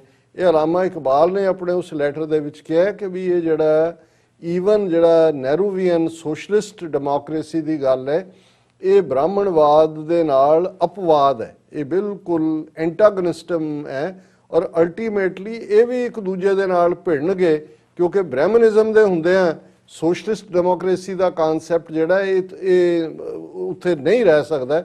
ਬ੍ਰਹਿਮਨਿਜ਼ਮ ਜਿਹੜਾ ਇਹਨੂੰ ਟੋਲਰੇਟ ਨਹੀਂ ਕਰੇਗਾ। ਔਰ ਮੈਂ ਕਿਹਾ ਵੀ ਇਹ 1930 'ਚੋਂ ਕਹਿ ਰਹੇ ਨੇ, ਔਰ ਅੱਜ ਅਸੀਂ ਜਦੋਂ ਆਲਮੋਸਟ 90 ਸਾਲ ਬਾਅਦ ਦੇਖਦੇ ਹਾਂ ਕਿ ਕਿਵੇਂ ਸਾਰੀਆਂ ਇੰਸਟੀਟਿਊਸ਼ਨਸ ਹਿੰਦੂ ਤਵੀਆਂ ਨੇ ਡਿਸਟਰੋਏ ਕਰ ਦਿੱਤੀਆਂ, ਕਿਵੇਂ ਉਹੀ ਇੰਸਟੀਟਿਊਸ਼ਨ ਜਿਹੜੀਆਂ ਕਨਸਟੀਟਿਊਸ਼ਨ ਦੇ ਵੇਲੇ ਹੋਂਦ 'ਚ ਆਈਆਂ, ਉਹਨਾਂ ਨੂੰ ਇਸਤੇਮਾਲ ਕਰਕੇ ਕਿਸੇ ਨੂੰ ਅਰਬਨ ਨਕਸਲ ਕਹਿ ਕੇ ਅੰਦਰ ਡੱਕਿਆ ਜਾ ਰਿਹਾ ਹੈ, ਕਿਸੇ ਨੂੰ UAPA ਦੇ ਥੱਲੇ ਕਿ ਜੀ ਇਹ ਟੈਰਰਿਜ਼ਮ ਹੈ ਅੰਦਰ ਕੀਤਾ ਜਾ ਰਿਹਾ ਹੈ, ਕਿਸੇ ਨੂੰ ਜਿਹੜਾ ਕੋਈ ਨਾ ਕੋਈ ਹੋਰ ਬਹਾਨਾ ਕਮਿਊਨਲ ਕਾਰਡ ਪਲੇ ਕਰਕੇ ਜਿਹੜਾ ਪੋਲੀਟੀਕਲੀ ਵੀ ਪੋਲਰਾਈਜ਼ ਵੋਟਾਂ ਦੇ ਥੱਲੇ, ਅਦਾਲਤਾਂ ਵੀ ਉਹਨੂੰ ਆਧਾਰ ਬਣਾ ਕੇ ਜਿਹੜਾ ਉਹਨੂੰ ਕਰ ਰਹੀਆਂ ਨੇ। ਔਰ ਦੂਸਰੇ ਪਾਸੇ ਜਿਹੜੇ ਨਫ਼ਰਤ ਦੇ ਵਣਜਾਰੇ ਔਰ ਜਿਹੜੇ ਬਿਲਕੁਲ ਧੱਜੀਆਂ ਉਡਾ ਰਹੇ ਨੇ, ਉੱਥੇ ਜਿਹੜੇ ਡਿਵਾਈਡ ਕਰ ਰਹੇ ਨੇ ਸੁਸਾਇਟੀ ਨੂੰ, ਕਨਸਟੀਟਿਊਸ਼ਨ ਦੀ ਸ਼ਰੇਆਮ ਜਿਹੜੀ ਆ ਉਲੰਘਣਾ ਕਰ ਰਹੇ ਨੇ, ਉਹਨਾਂ ਨੂੰ ਕਿਵੇਂ ਇਹਨਾਂ ਨੇ ਪ੍ਰੋਟੈਕਟ ਕੀਤਾ, ਕਿਵੇਂ ਅਣਖੀ ਦਾਸ ਵਰਗੀ ਫੇਸਬੁੱਕ ਤੇ ਬੈਠੀ ਹੇਟਡ ਦੇ ਟਵੀਟ ਉਹਨਾਂ ਨੂੰ ਓਕੇ ਕਰ ਰਹੀ ਹੈ। ਔਰ ਇਸੇ ਤਰ੍ਹਾਂ ਬਾਕੀ ਪਲੇਟਫਾਰਮ ਨੇ। ਹੁਣ ਮਹਾਰਾਸ਼ਟਰ ਔਰ ਦੂਸਰਾ ਪਾਰਟ ਜਿਹੜਾ ਕਨਸਟੀਟਿਊਸ਼ਨ ਦੀ ਸਪਿਰਿਟ ਸੀ ਫੈਡਰਲ ਸਿਸਟਮ, ਕਿ ਵੀ ਸੂਬੇ, ਕਿਉਂਕਿ ਭਾਰਤ ਕਦੇ ਦੇਸ਼ ਤਾਂ ਰਿਹਾ ਹੀ ਨਹੀਂ ਹੈ, ਇਹ ਤਾਂ ਅੱਡ-ਅੱਡ ਸਿਵਲਾਈਜੇਸ਼ਨਸ ਨੇ, ਅੱਡ-ਅੱਡ ਨੈਸ਼ਨੈਲਿਟੀਜ਼ ਨੇ, ਕਿਉਂਕਿ ਕਿਸੇ ਦਾ ਨਾ ਕਿਸੇ ਨਾਲ ਰੋਟੀ ਮਿਲਦੀ ਹੈ, ਨਾ ਬਹਿਣਾ ਮਿਲਦਾ ਹੈ, ਨਾ ਪਹਿਰਾਵਾ ਮਿਲਦਾ ਹੈ, ਨਾ ਜ਼ਬਾਨ ਮਿਲਦੀ ਹੈ, ਕੁਝ ਵੀ ਨਹੀਂ ਹੈ। ਔਰ ਉਹਨਾਂ ਨੇ ਕਨਸਟੀਟਿਊਸ਼ਨ 'ਚ ਰੱਖਿਆ ਸੀ ਕਿ ਭਾਈ ਸਟੇਟਾਂ ਦੇ ਕੋਲ ਫੈਡਰਲ ਜਿਹੜੀਆਂ ਨੇ ਕੁਝ ਮਹਿਕਮੇ ਉਹ ਤਾਂ ਰਹਿਣਗੇ, ਰੈਜ਼ੀਡੂਅਲ ਪਾਵਰਸ ਵੀ ਜਿਹੜੀਆਂ ਨੇ ਉਹ ਸਟੇਟਾਂ ਕੋਲ ਹੋਣਗੀਆਂ। ਔਰ law and order, education, reverse ਦੇ ਉੱਤੇ ਰਾਈਟ, ਇਹ ਸਟੇਟ ਦੀਆਂ ਮੰਨੀਆਂ ਹੋਈਆਂ ਨੇ ਕਨਸਟੀਟਿਊਸ਼ਨ। ਹੁਣ ਮਹਾਰਾਸ਼ਟਰ ਸਰਕਾਰ ਨੇ, ਅਸੀਂ ਜ਼ਿਕਰ ਕੀਤਾ ਸੀ ਕਿ ਕਿਵੇਂ ਉਧਵ ਠਾਕਰੇ ਨੇ ਆਪਣੀ ਉਸ ਦਾ ਇਸਤੇਮਾਲ ਕਰਦੇ ਆ, ਉੱਥੋਂ ਦੀ ਅਦਾਲਤਾਂ ਨੇ ਕਿਵੇਂ ਅਰਨਾਬ ਗੋਸਵਾਮੀ ਜ਼ਹਿਰੀਲਾ ਸੱਪ ਜਿਹੜਾ ਉੱਥੇ ਰਿਪਬਲਿਕ TV ਤੇ ਬੈਠਿਆ ਰੋਜ਼ਾਨਾ ਜਿਹੜਾ ਉਹ ਨਫ਼ਰਤ ਫੈਲਾ ਰਿਹਾ ਹੁੰਦਾ, ਉਹਨਾਂ ਨੇ ਦੇਖਿਆ ਵੀ ਇਹ ਨਫ਼ਰਤ ਫੈਲਾਉਣ ਵਾਲਾ, ਇਹਦੀ ਬਦੌਲਤ ਤਾਂ ਉੱਥੇ 2 ਜਿਹੜੇ ਨੇ ਉਹਨਾਂ ਨੇ ਸੁਸਾਈਡ ਕੀਤਾ, ਇਹਨੇ ਪੇਮੈਂਟ ਨਹੀਂ ਕੀਤੀ, ਔਰ ਸੁਸਾਈਡ ਨੋਟ 'ਚ ਉਹਨਾਂ ਨੇ ਕਿਹਾ ਵੀ ਇਹਦੀ ਪੇਮੈਂਟ ਨਾ ਮਿਲਣ ਕਰਕੇ ਅਸੀਂ ਕਰ ਰਹੇ। ਉਹਨਾਂ ਦੀ ਪੁਲਿਸ ਆਈ, ਉਹਨਾਂ ਨੇ ਕੀਤਾ ਗਿਆ, ਔਰ ਉਹਦੇ 'ਚ ਕੇਸ ਜ਼ਰੂਰ ਸੋਲਿਡ ਹੋਏਗਾ ਕਿ ਈਵਨ ਇਹਦੀ ਜ਼ਮਾਨਤ ਜਿਹੜੀ ਹੈ ਉਹ ਬੰਬੇ ਹਾਈ ਕੋਰਟ ਨੇ ਵੀ ਨਹੀਂ ਮੰਨੀ। ਪਰ ਹੁਣ ਜਿਹਨੂੰ ਕਹਿੰਦੇ ਨੇ ਸਈਆਂ ਬਹਿ ਕੋਤਵਾਲ ਤੋਂ ਡਰ ਕਾਹੇ ਕਾ, ਸਈਆਂ ਤਾਂ ਬੈਠਾ ਹੈ ਕਿ ਭਾਈ ਉਹ ਅਰਨਾਬ ਨੇ ਗੋਸਵਾਮੀ ਨੇ ਵਕੀਲਾਂ ਰਾਹੀਂ ਸੁਪਰੀਮ ਕੋਰਟ ਨੂੰ ਮੂਵ ਕੀਤਾ। ਹੁਣ ਦੀਵਾਲੀ ਚੱਲ ਆ ਰਹੀ ਹੈ, ਛੁੱਟੀਆਂ ਨੇ, ਸੁਪਰੀਮ ਕੋਰਟ ਬੰਦ। ਹੁਣ ਬੰਦ ਸੁਪਰੀਮ ਕੋਰਟ ਦੀਵਾਲੀ ਦੀਆਂ ਛੁੱਟੀਆਂ ਨੂੰ ਵੀ ਇਗਨੋਰ ਕਰਕੇ ਖੋਲ ਕੇ ਅਦਾਲਤ ਅਰਨਾਬ ਗੋਸਵਾਮੀ ਦੀ ਜਿਹੜੀ ਹੈ ਉਹ ਇੰਟਰਿਮ ਬੇਲ ਜ਼ਮਾਨਤ ਮਨਜ਼ੂਰ ਕਰਦਾ ਹੈ ਔਰ ਫੌਰਨ ਆਰਡਰ ਕਰਦਾ ਵੀ ਛੱਡੋ। ਉਹ ਉਸ ਪਿੰਜਰੇ ਚੋਂ ਬਾਹਰ ਆ ਕੇ ਜੀਪ ਦੇ ਉੱਤੇ ਬੈਠ ਕੇ ਆਪਣਾ ਜਲੂਸ ਕੱਢ ਰਿਹਾ ਹੈ। ਔਰ ਕਿਵੇਂ ਇਹ ਉਹਦਾ ਜਲੂਸ ਨਹੀਂ ਨਿਕਲਿਆ, ਅਦਾਲਤੀ ਸਿਸਟਮ ਦਾ, ਸੁਪਰੀਮ ਕੋਰਟ ਦਾ ਨਿਕਲਿਆ। ਔਰ ਇਸ ਦੇ ਉੱਤੇ ਪ੍ਰਸ਼ਾਂਤ ਭੂਸ਼ਣ ਜਿਹੜੇ ਪ੍ਰੋਮੀਨੈਂਟ ਖੁਦ ਵਕੀਲ ਨੇ ਸੁਪਰੀਮ ਕੋਰਟ ਦੇ ਔਰ ਚੈਲੰਜ ਕਰਦੇ ਨੇ, ਉਹਨਾਂ ਨੇ ਟਵੀਟ ਕੀਤਾ read SCBA President Dushyant Dev's stinker to Supreme Court Registrar when life and death matters like CAA 370, habeas corpus, electoral bonds, etc. are not listed for months. Arnab Goswami's petitions are listed in hours. Is he a super citizen? Gross abuse of administrative power. ਉਹਨਾਂ ਨੇ ਕਿਹਾ ਵੀ ਇੰਨੇ life death ਸਵਾਲ article 370 ਦੇ ਉੱਤੇ 15 ਮਹੀਨੇ ਤੋਂ hundreds of ਪੈਟੀਸ਼ਨਸ ਨੇ। ਇਸੇ ਤਰ੍ਹਾਂ ਜਿਹੜਾ ਹੈ ਉਹ CAA ਦੇ ਉੱਤੇ ਪੈਟੀਸ਼ਨਸ ਨੇ, ਹੈਬੀਅਸ ਕਾਰਪਸ ਦੇ ਉੱਤੇ ਨੇ, ਇਲੈਕਟਰਲ ਬੌਂਡਸ ਦੇ ਉੱਤੇ ਨੇ। ਕਈ ਮਹੀਨੇ ਲੰਘ ਗਏ, ਉਹ ਸੁਪਰੀਮ ਕੋਰਟ ਨੇ ਅਜੇ ਹੀਅਰਿੰਗ ਦੇ ਲਈ ਲਿਸਟ ਨਹੀਂ ਕੀਤੇ ਤੇ ਇਹ ਸੁਪਰ ਜਿਹੜਾ ਸਿਟੀਜ਼ਨ ਹੈ। ਔਰ ਇਹੀ ਗੱਲ ਜਿਹੜੀ ਹੈ ਉਹਨਾਂ ਨੇ ਮਹਿਬੂਬਾ ਮੁਫਤੀ ਜਿਹੜੇ ਇਸ ਵੇਲੇ ਐਗਰੈਸਿਵ ਮੋਡ 'ਚ ਨੇ ਔਰ ਕਸ਼ਮੀਰ 'ਚ ਜੋ ਚੱਲ ਰਿਹਾ, ਸੈਂਕੜਿਆਂ ਜਰਨਲਿਸਟ ਔਰ ਮੀਡੀਆ ਲੋਕ ਔਰ ਕਾਮਨ ਬੰਦੇ ਚੁੱਕੇ ਹੋਏ ਨੇ ਜਿਨ੍ਹਾਂ ਦੀ ਕੋਈ ਅਪੀਲ ਵਕੀਲ ਦਲੀਲ ਨਹੀਂ ਹੈ ਸੁਪਰੀਮ ਕੋਰਟ। ਉਹਨੇ ਬੀਬੀ ਨੇ ਕਿਹਾ Supreme Court's outrage on right to liberty has been selective. ਹੁਣ ਇਹੀ ਨਹੀਂ ਸੁਪਰੀਮ ਕੋਰਟ ਨੇ ਉਹਨੂੰ ਜ਼ਮਾਨਤ ਦਿੱਤੀ, ਉਹਨਾਂ ਨੇ ਕਿਹਾ ਕਿ ਜੀ ਇਹ ਲੋਕਾਂ ਨੂੰ, ਸ਼ਹਿਰੀਆਂ ਨੂੰ ਸਮਝਣਾ ਚਾਹੀਦਾ ਹੈ ਕਿ ਜੇ ਸਟੇਟ ਉਹਨਾਂ ਦੇ ਹੱਕਾਂ ਤੇ ਛਾਪਾ ਮਾਰੇ ਤਾਂ ਸੁਪਰੀਮ ਕੋਰਟ ਇਜ਼ ਦੇਅਰ। ਤੁਸੀਂ ਕਿਵੇਂ ਫਰੀडम ਆਫ ਐਕਸਪ੍ਰੈਸ਼ਨ ਨੂੰ ਕੁਚਲ ਸਕਦੇ? ਸੁਪਰੀਮ ਕੋਰਟ ਕਹਿ ਰਿਹਾ ਜਿਹਦੇ ਸਾਹਮਣੇ ਆਰਟੀਕਲ 370 ਔਰ UAPA ਦੇ ਸੈਂਕੜਿਆਂ ਕੇਸ ਪਏ ਨੇ ਮਹੀਨਿਆਂ ਤੋਂ, ਜਿਹਨੂੰ ਪ੍ਰਸ਼ਾਂਤ ਭੂਸ਼ਣ ਨੇ ਕਿਹਾ ਕਿ ਬਈ ਉਹ ਉਹਨਾਂ ਨੇ ਲਿਸਟ ਹੀ ਨਹੀਂ ਕੀਤਾ ਵੀ ਹੀਅਰਿੰਗ ਕਦੋਂ ਕਰਨੀ ਹੈ। ਉਹਦੇ 'ਚ ਉਹਨੇ ਕਿਹਾ ਬੀਬੀ ਮਹਿਬੂਬਾ ਨੇ agree with Supreme Court's outrage on right to liberty ਕਿ ਵੀ ਬੜਾ ਸੁਪਰੀਮ ਕੋਰਟ ਨੇ ਗੁੱਸਾ ਕੀਤਾ ਹੈ ਜੀ ਅਰਨਾਬ ਮੁਖਰਜੀ ਉਹਦਾ ਰਾਈਟ ਟੂ ਜਿਹੜਾ ਫਰੀडम ਆਫ ਐਕਸਪ੍ਰੈਸ਼ਨ ਉਹਦੇ ਤੇ ਕਿਵੇਂ ਕੋਈ ਚੈੱਕ ਕਰ ਸਕਦਾ ਹੈ। But sadly this outrage has been selective as there are hundreds of Kashmiris and journalists languishing in jails on baseless charges। ਕਿ ਵੀ ਸੈਂਕੜੇ ਕਸ਼ਮੀਰੀ ਵੀ ਜਰਨਲਿਸਟ ਵੀ ਸੜ ਰਹੇ ਨੇ ਜੇਲ੍ਹਾਂ ਦੇ ਵਿੱਚ। forget court ruling, they didn't even get a hearing। ਇਹ ਤਾਂ ਰੂਲਿੰਗ ਕਰਕੇ within hours ਉਹਨੂੰ ਬਾਹਰ ਕੱਢ ਲਿਆ। ਉਹਨੂੰ ਕਿਹਾ ਉਹਨੂੰ ਤਾਂ ਹੀਅਰਿੰਗ ਹੀ ਨਹੀਂ ਮਿਲੀ। why no sense of urgency for their liberty? Mufti wrote on Twitter ਕਿ ਉੱਥੇ ਕਿਉਂ ਨਹੀਂ ਉਹਨਾਂ ਨੂੰ ਖਿਆਲ ਆਇਆ। ਔਰ ਅਸੀਂ ਕਲੋਜ਼ਿੰਗ ਤੋਂ ਪਹਿਲਾਂ ਜਿਵੇਂ ਬਾਬਾ ਕਬੀਰ ਸਾਹਿਬ ਦੇ ਕਪਲੇਟਸ ਸ਼ਲੋਕ ਉਹਨਾਂ ਦੇ ਵਿਚਾਰ ਕਰਦੇ, ਅੱਜ ਵੀ ਜਿਹੜਾ 2 ਸ਼ਲੋਕ ਅਸੀਂ ਵਿਚਾਰ ਲਈ ਚੁਣੇ ਨੇ। ਪਹਿਲਾ ਕਬੀਰ ਜਾਤ ਜੁਲਾਹਾ ਕਿਆ ਕਰੈ ਹਿਰਦੈ ਬਸੈ ਗੋਪਾਲ ਕਬੀਰ ਰਮਈਆ ਕੰਠ ਮਿਲ ਚੁਕੇ हैं सर्व जंजाल। कबीर जात जुलाहा क्या करे हृदय बसै गोपाल कबीर रमैया कंठ मिल चुके कबीर रमैया कंठ मिल चुके सर्व जंजाल। ਹੁਣ ਜ਼ਾਹਰ ਹੈ ਕਿ ਭਾਰਤ ਦੇ ਨਕਸ਼ੇ 'ਚ ਜਿਸ ਨੂੰ ਅਲਾਮਾ ਇਕਬਾਲ ਨੇ ਕਿਹਾ ਸੀ ਨਾਨਕ ਨਜ਼ਮ ਦੇ ਵਿੱਚ ਕਿ ਆਹ ਸ਼ੂਦਰ ਕੇ लिए हिंदुस्तान गम खाना है दर्द इंसानी से इस बस्ती का दिल बेगाना है कि है ही नहीं इंसान का दर्द। ਹੁਣ ਇਹ ਕਬੀਰ ਸਾਹਿਬ ਦੇ ਇਸ ਕਪਲੇਟ ਚੋਂ ਝਲਕਦਾ ਹੈ। ਕਬੀਰ ਸਾਹਿਬ ਕੱਪੜਾ ਬੁਣਨ ਵਾਲੇ ਪਰਿਵਾਰ ਨਾਲ ਜਿਨ੍ਹਾਂ ਨੂੰ ਜੁਲਾਏ ਕਿਹਾ ਜਾਂਦਾ ਉਸ ਪਰਿਵਾਰ ਦੇ ਨੇ। ਉਹਨਾਂ ਨੂੰ ਸ਼ੂਦਰ ਐਲਾਨਿਆ ਹੋਇਆ ਬ੍ਰਾਹਮਣ ਨੇ ਔਰ ਸ਼ੂਦਰ ਦੇ ਕੋਲ ਤਾਂ ਸਵਾਏ ਦਿਨ ਬ ਦਿਨ ਔਰ ਰਹਿੰਦੇ ਵੀ ਬਨਾਰਸ ਸ਼ਹਿਰ 'ਚ ਨੇ ਜਿਹੜਾ ਬ੍ਰਾਹਮਣਾਂ ਦਾ ਹੈੱਡਕੁਆਰਟਰ ਹੈ। ਰੋਜ਼ ਨਫ਼ਰਤ ਦਾ ਸ਼ਿਕਾਰ ਨੇ। ਸ਼ੂਦਰਾਂ ਨੂੰ ਮੰਦਰਾਂ 'ਚ ਜਾਣ ਦਾ ਹੱਕ ਨਹੀਂ ਹੈ।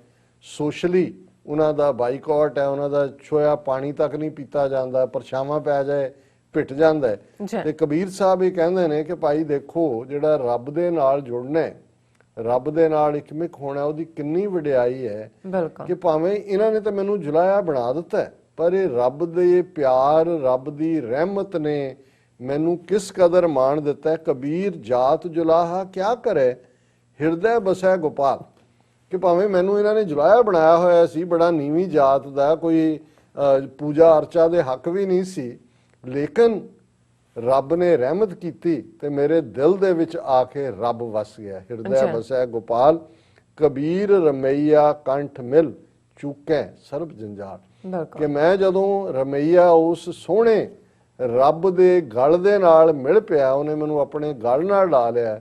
ਇਹੀ ਨਹੀਂ ਕਿ ਨੀਵੀਂ ਜਾਤ ਦਾ ਮੇਰਾ ਇਨਫੀਰੀਅਰਿਟੀ ਕੰਪਲੈਕਸ ਨਿਕਲ ਗਿਆ, ਬਾਕੀ ਵੀ ਜਿੰਨੇ ਆਲ ਜੰਜਾਲ ਪਏ ਹੋਏ ਸੀ, ਜਿੰਨੀਆਂ ਕੈਦਾਂ ਸੀ ਮੇਰੇ ਮਨ ਦੇ ਉੱਤੇ, ਉਹਨਾਂ ਸਾਰੀਆਂ ਚੋਂ ਮੈਂ ਸੁਰਖਰੂ ਹੋ ਗਿਆ। ਮਾਇਆ ਦੇ ਸਾਰੇ ਹੀ ਜੰਜਾਲ ਮੁੱਕ ਗਏ। ਇਹ ਸਾਨੂੰ ਕਹਿ ਰਹੇ ਨੇ ਕਿ ਭਾਈ ਜੇ ਤੁਸੀਂ ਰੱਬ ਦੇ ਨਾਲ ਜੁੜ ਜਾਂਦੇ ਹੋ ਤੇ ਫਿਰ ਤੁਹਾਡੇ ਸਾਰੇ ਹੀ ਜੰਜਾਲ ਜਿਹੜੇ ਪਏ ਹੋਏ ਨੇ ਤੁਹਾਨੂੰ, ਉਹਨਾਂ ਤੋਂ ਤੁਸੀਂ ਆਜ਼ਾਦ ਹੋ ਜਾਂਦੇ ਹੋ। ਔਰ ਦੂਸਰਾ ਸ਼ਲੋਕ ਹੈ, ਕਬੀਰ ਐਸਾ ਕੋ ਨਹੀਂ ਮੰਦਰ ਦੇ ਜਰਾਏ, ਪਾਂਚੋ ਲੜਕੈ ਮਾਰ ਕੇ ਰਹਿ ਰਾਮ ਲਿਓ ਲਾਏ। ਹੁਣ ਜਦੋਂ ਉਹਨਾਂ ਨੇ ਕਿਹਾ ਵੀ ਰਾਮਈਆ ਨੇ, ਸੋਹਣੇ ਰੱਬ ਨੇ ਮੈਨੂੰ ਗਲ ਨਾਲ ਲਾ ਲਿਆ, ਤੇ ਫਿਰ ਸਾਨੂੰ ਵੀ ਸਮਝਾਇਆ ਕਿ ਭਾਈ ਇਹ ਗਲ ਨਾਲ ਲੱਗਣ ਦੇ ਲਈ ਕੀ ਕਰਨਾ ਪੈਂਦਾ ਹੈ। ਕਬੀਰ ਐਸਾ ਕੋ ਨਹੀਂ ਮੰਦਰ ਦੇ ਜਰਾਏ। ਹੁਣ ਇਹ ਸਰੀਰ ਜਿਹੜਾ ਹੈ, ਬੋਡੀ ਹੈ, ਇਹ ਮੰਦਰ ਹੈ ਬੋਡੀ। ਔਰ ਮੰਦਰ ਦੇ ਅੰਦਰ ਇਸ਼ਟ ਕੌਣ ਹੈ, ਮੰਦਰ ਦੇ ਅੰਦਰ ਦੇਵਤਾ ਕੌਣ ਹੈ, ਉਹ ਰੱਬ ਹੈ। ਔਰ ਰੱਬ ਨੂੰ ਉਸ ਕਿਉਂ ਇਸ ਮੰਦਰ ਜਾਂ ਬੋਡੀ ਦੇ ਮੋਹ ਨੇ ਰੱਬ ਤੋਂ ਕਿਉਂ ਵਿਥ ਪਾਈ ਹੋਈ ਹੈ? ਕਿਉਂਕਿ 5 ਮੁੰਡੇ ਬੈਠੇ ਆ ਅੰਦਰ, ਲੜਕੇ। ਲੜਕੇ ਕਿਹੜੇ ਨੇ? 5, ਕਾਮ, ਕ੍ਰੋਧ, ਲੋਭ, ਮੋਹ, ਹੰਕਾਰ। ਸੋ ਕਬੀਰ ਸਾਹਿਬ ਕਹਿੰਦੇ ਨੇ ਵੀ ਜੇ ਰੱਬ ਨੂੰ ਮਿਲਣਾ ਤੇ ਪਹਿਲਾਂ ਇਵੇਂ ਕਰੋ, ਮੰਦਰ ਦੇ ਜਰਾਏ, ਕਿ ਇਹ ਜਿਹੜਾ ਦੇਹ ਦਾ ਮੋਹ ਹੈ, ਜਿਹੜਾ ਹਿਊਮਨ ਬਾਡੀ ਦੇ ਵਿੱਚ ਤੂੰ ਫਸਿਆ ਹੋਇਆ ਹੈ, ਇਹਦੇ ਸਵਾਦਾਂ ਦੇ ਵਿੱਚ ਫਸਿਆ ਹੋਇਆ, ਇਹਨਾਂ ਨੂੰ ਸਾੜ ਦੇ, ਇਸ ਸਰੀਰ ਨੂੰ ਸਾੜ ਦੇ। ਮਤਲਬ ਇਹ ਹੈ ਇਹਦੇ ਮੋਹ ਨੂੰ ਸਾੜ ਦੇ। ਪਾਂਚੋ ਲੜਕੈ ਮਾਰ ਕੇ ਰਹਿ ਰਾਮ ਲਿਓ ਲਾਏ, ਕਿ ਭਾਈ ਆਪਣੀ ਲੋ ਰੱਬ ਦੇ ਨਾਲ ਲਾ ਲੈ। ਰਾਮ ਦਸ਼ਰਥ ਦਾ ਪੁੱਤਰ ਨਹੀਂ ਹੈ, ਰਮਿਆ ਹੋਇਆ, ਓਮਨੀ ਪ੍ਰੈਜ਼ੈਂਟ, ਜਿਹੜਾ ਜ਼ਰਰੇ ਜ਼ਰਰੇ ਦੇ ਵਿੱਚ ਹੈ। ਕਿ ਕਾਮ, ਕ੍ਰੋਧ, ਲੋਭ, ਮੋਹ, ਹੰਕਾਰ ਤੋਂ ਛੁਟਕਾਰਾ ਪਾ, ਤੇ ਜਦੋਂ ਉਹਦੇ ਤੋਂ ਛੁਟਕਾਰਾ ਮਿਲ ਗਿਆ, ਸਰੀਰ ਦਾ ਮੋਹ ਨਹੀਂ ਰਹਿਣਾ। ਜੇ ਰਹੇਗਾ ਤੇ ਫਿਰ ਇੱਕ ਰੱਬ ਰਹੇਗਾ। ਇਹੀ ਹੈ ਜਿਹਨੂੰ ਗੁਰੂ ਸਾਹਿਬ ਨੇ ਫਰਮਾਇਆ ਸੀ, ਮਨ ਮੰਦਰ ਤਨ ਵੇਸ ਕਲੰਦਰ, ਘਟ ਹੀ ਤੀਰਥ ਨਾਵਾ, ਏਕ ਸ਼ਬਦ ਮੇਰਾ ਪ੍ਰਾਨ ਬਸਤ ਹੈ, ਬਹੁੜ ਜਨਮ ਨਾ ਆਵਾਂ, ਮਨ ਬੇਦਿਆ ਦਿਆਲ ਸੇਤੀ ਮੇਰੀ ਮਾਈ, ਕੌਣ ਜਾਣੇ ਪੀਰ ਪਰਾਈ, ਹਮ ਨਾਹੀ ਚਿੰਤ ਪਰਾਈ। ਕਿ ਭਾਈ ਇਹ ਜੇ ਮਨ ਦੇ ਅੰਦਰ ਅਸੀਂ ਉਸ ਰੱਬ ਨੂੰ ਲੈ ਆਂਦੇ ਹਾਂ, ਤੇ ਮੰਦਰ ਤਾਂ ਉਹੀ ਹੈ ਜਿੱਥੇ ਰੱਬ ਵਸਦਾ, ਕੋਈ ਬੁੱਤ ਤੇ ਨਹੀਂ ਨੇ।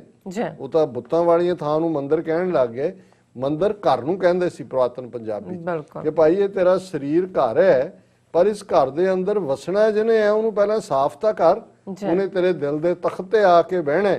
ਤੇ ਜੇ ਤਖਤ ਜਿਹੜਾ ਹੈ ਉਹ ਲਸਟ ਦੇ ਵਿੱਚ, ਐਂਗਰ ਦੇ ਵਿੱਚ, ਗਰੀਡ ਦੇ ਵਿੱਚ, ਅਟੈਚਮੈਂਟ ਦੇ ਵਿੱਚ, ਅਨਾਹ ਦੇ ਵਿੱਚ, ਹਸਦ ਦੇ ਵਿੱਚ ਫਸਿਆ ਹੋਇਆ, ਤੇ ਰੱਬ ਨੇ ਉੱਥੇ ਨਹੀਂ ਆਣਾ। ਰੱਬ ਗੰਦਗੀ 'ਚ ਨਹੀਂ ਆਏਗਾ। ਔਰ ਉਹ ਬਾਹਰਲੀ ਸਫਾਈ ਨਹੀਂ ਹੈ, ਜਿਹਨੂੰ ਗੁਰੂ ਨਾਨਕ ਸਾਹਿਬ ਨੇ ਕਿਹਾ ਸੀ, ਸੂਚੇ ਇਹ ਨਾ ਆਖੀਏ ਬਹਿਣ ਜੇ ਪਿੰਡਾ ਧੋਏ, ਸੁੱਚੇ ਸਈ ਨਾਨਕਾ ਜਿਸ ਮਨ ਵਸਿਆ ਸੋਏ। ਸੁੱਚਾ ਉਹ ਨਹੀਂ ਹੈ ਜਿਹੜਾ ਨਹਾਉਂਦਾ ਦਿਨ 'ਚ 3-3 ਵਾਰੀ ਕਿ ਜੀ ਮੈਂ ਬਹੁਤ ਸਾਫ਼ ਹੈ। ਕਿ ਸੁੱਚਾ ਉਹ ਹੈ ਜਿਹਦੇ ਮਨ ਦੇ ਅੰਦਰ ਉਹ ਰੱਬ ਵਸਦਾ ਹੈ, ਜਿਸ ਨੂੰ ਅਲਟੀਮੇਟਲੀ ਸਾਡੀ ਢੂੰਡ ਵੀ ਇਸ ਸੱਚ ਦੀ ਹੈ ਕਿ ਸਾਡੇ ਇਸ ਦਿਲ ਦੇ ਤਖਤ ਦੇ ਉੱਤੇ ਆ ਕੇ ਰੱਬ ਪਿਆਰਾ ਆਪ ਵਸੇ। ਇਹ ਅੱਜ ਦਾ ਵਿਚਾਰ ਜੀ। ਡਾਕਟਰ ਸਾਹਿਬ ਤੁਹਾਡਾ ਬਹੁਤ ਬਹੁਤ ਸ਼ੁਕਰੀਆ, ਤੁਸੀਂ ਅਧਿਆਇ ਸ਼ੋ ਤੇ ਅੱਜ ਦਾ ਵਿਚਾਰ ਸਾਡੇ ਦਰਸ਼ਕਾਂ ਨਾਲ ਸਾਂਝਾ ਕੀਤਾ।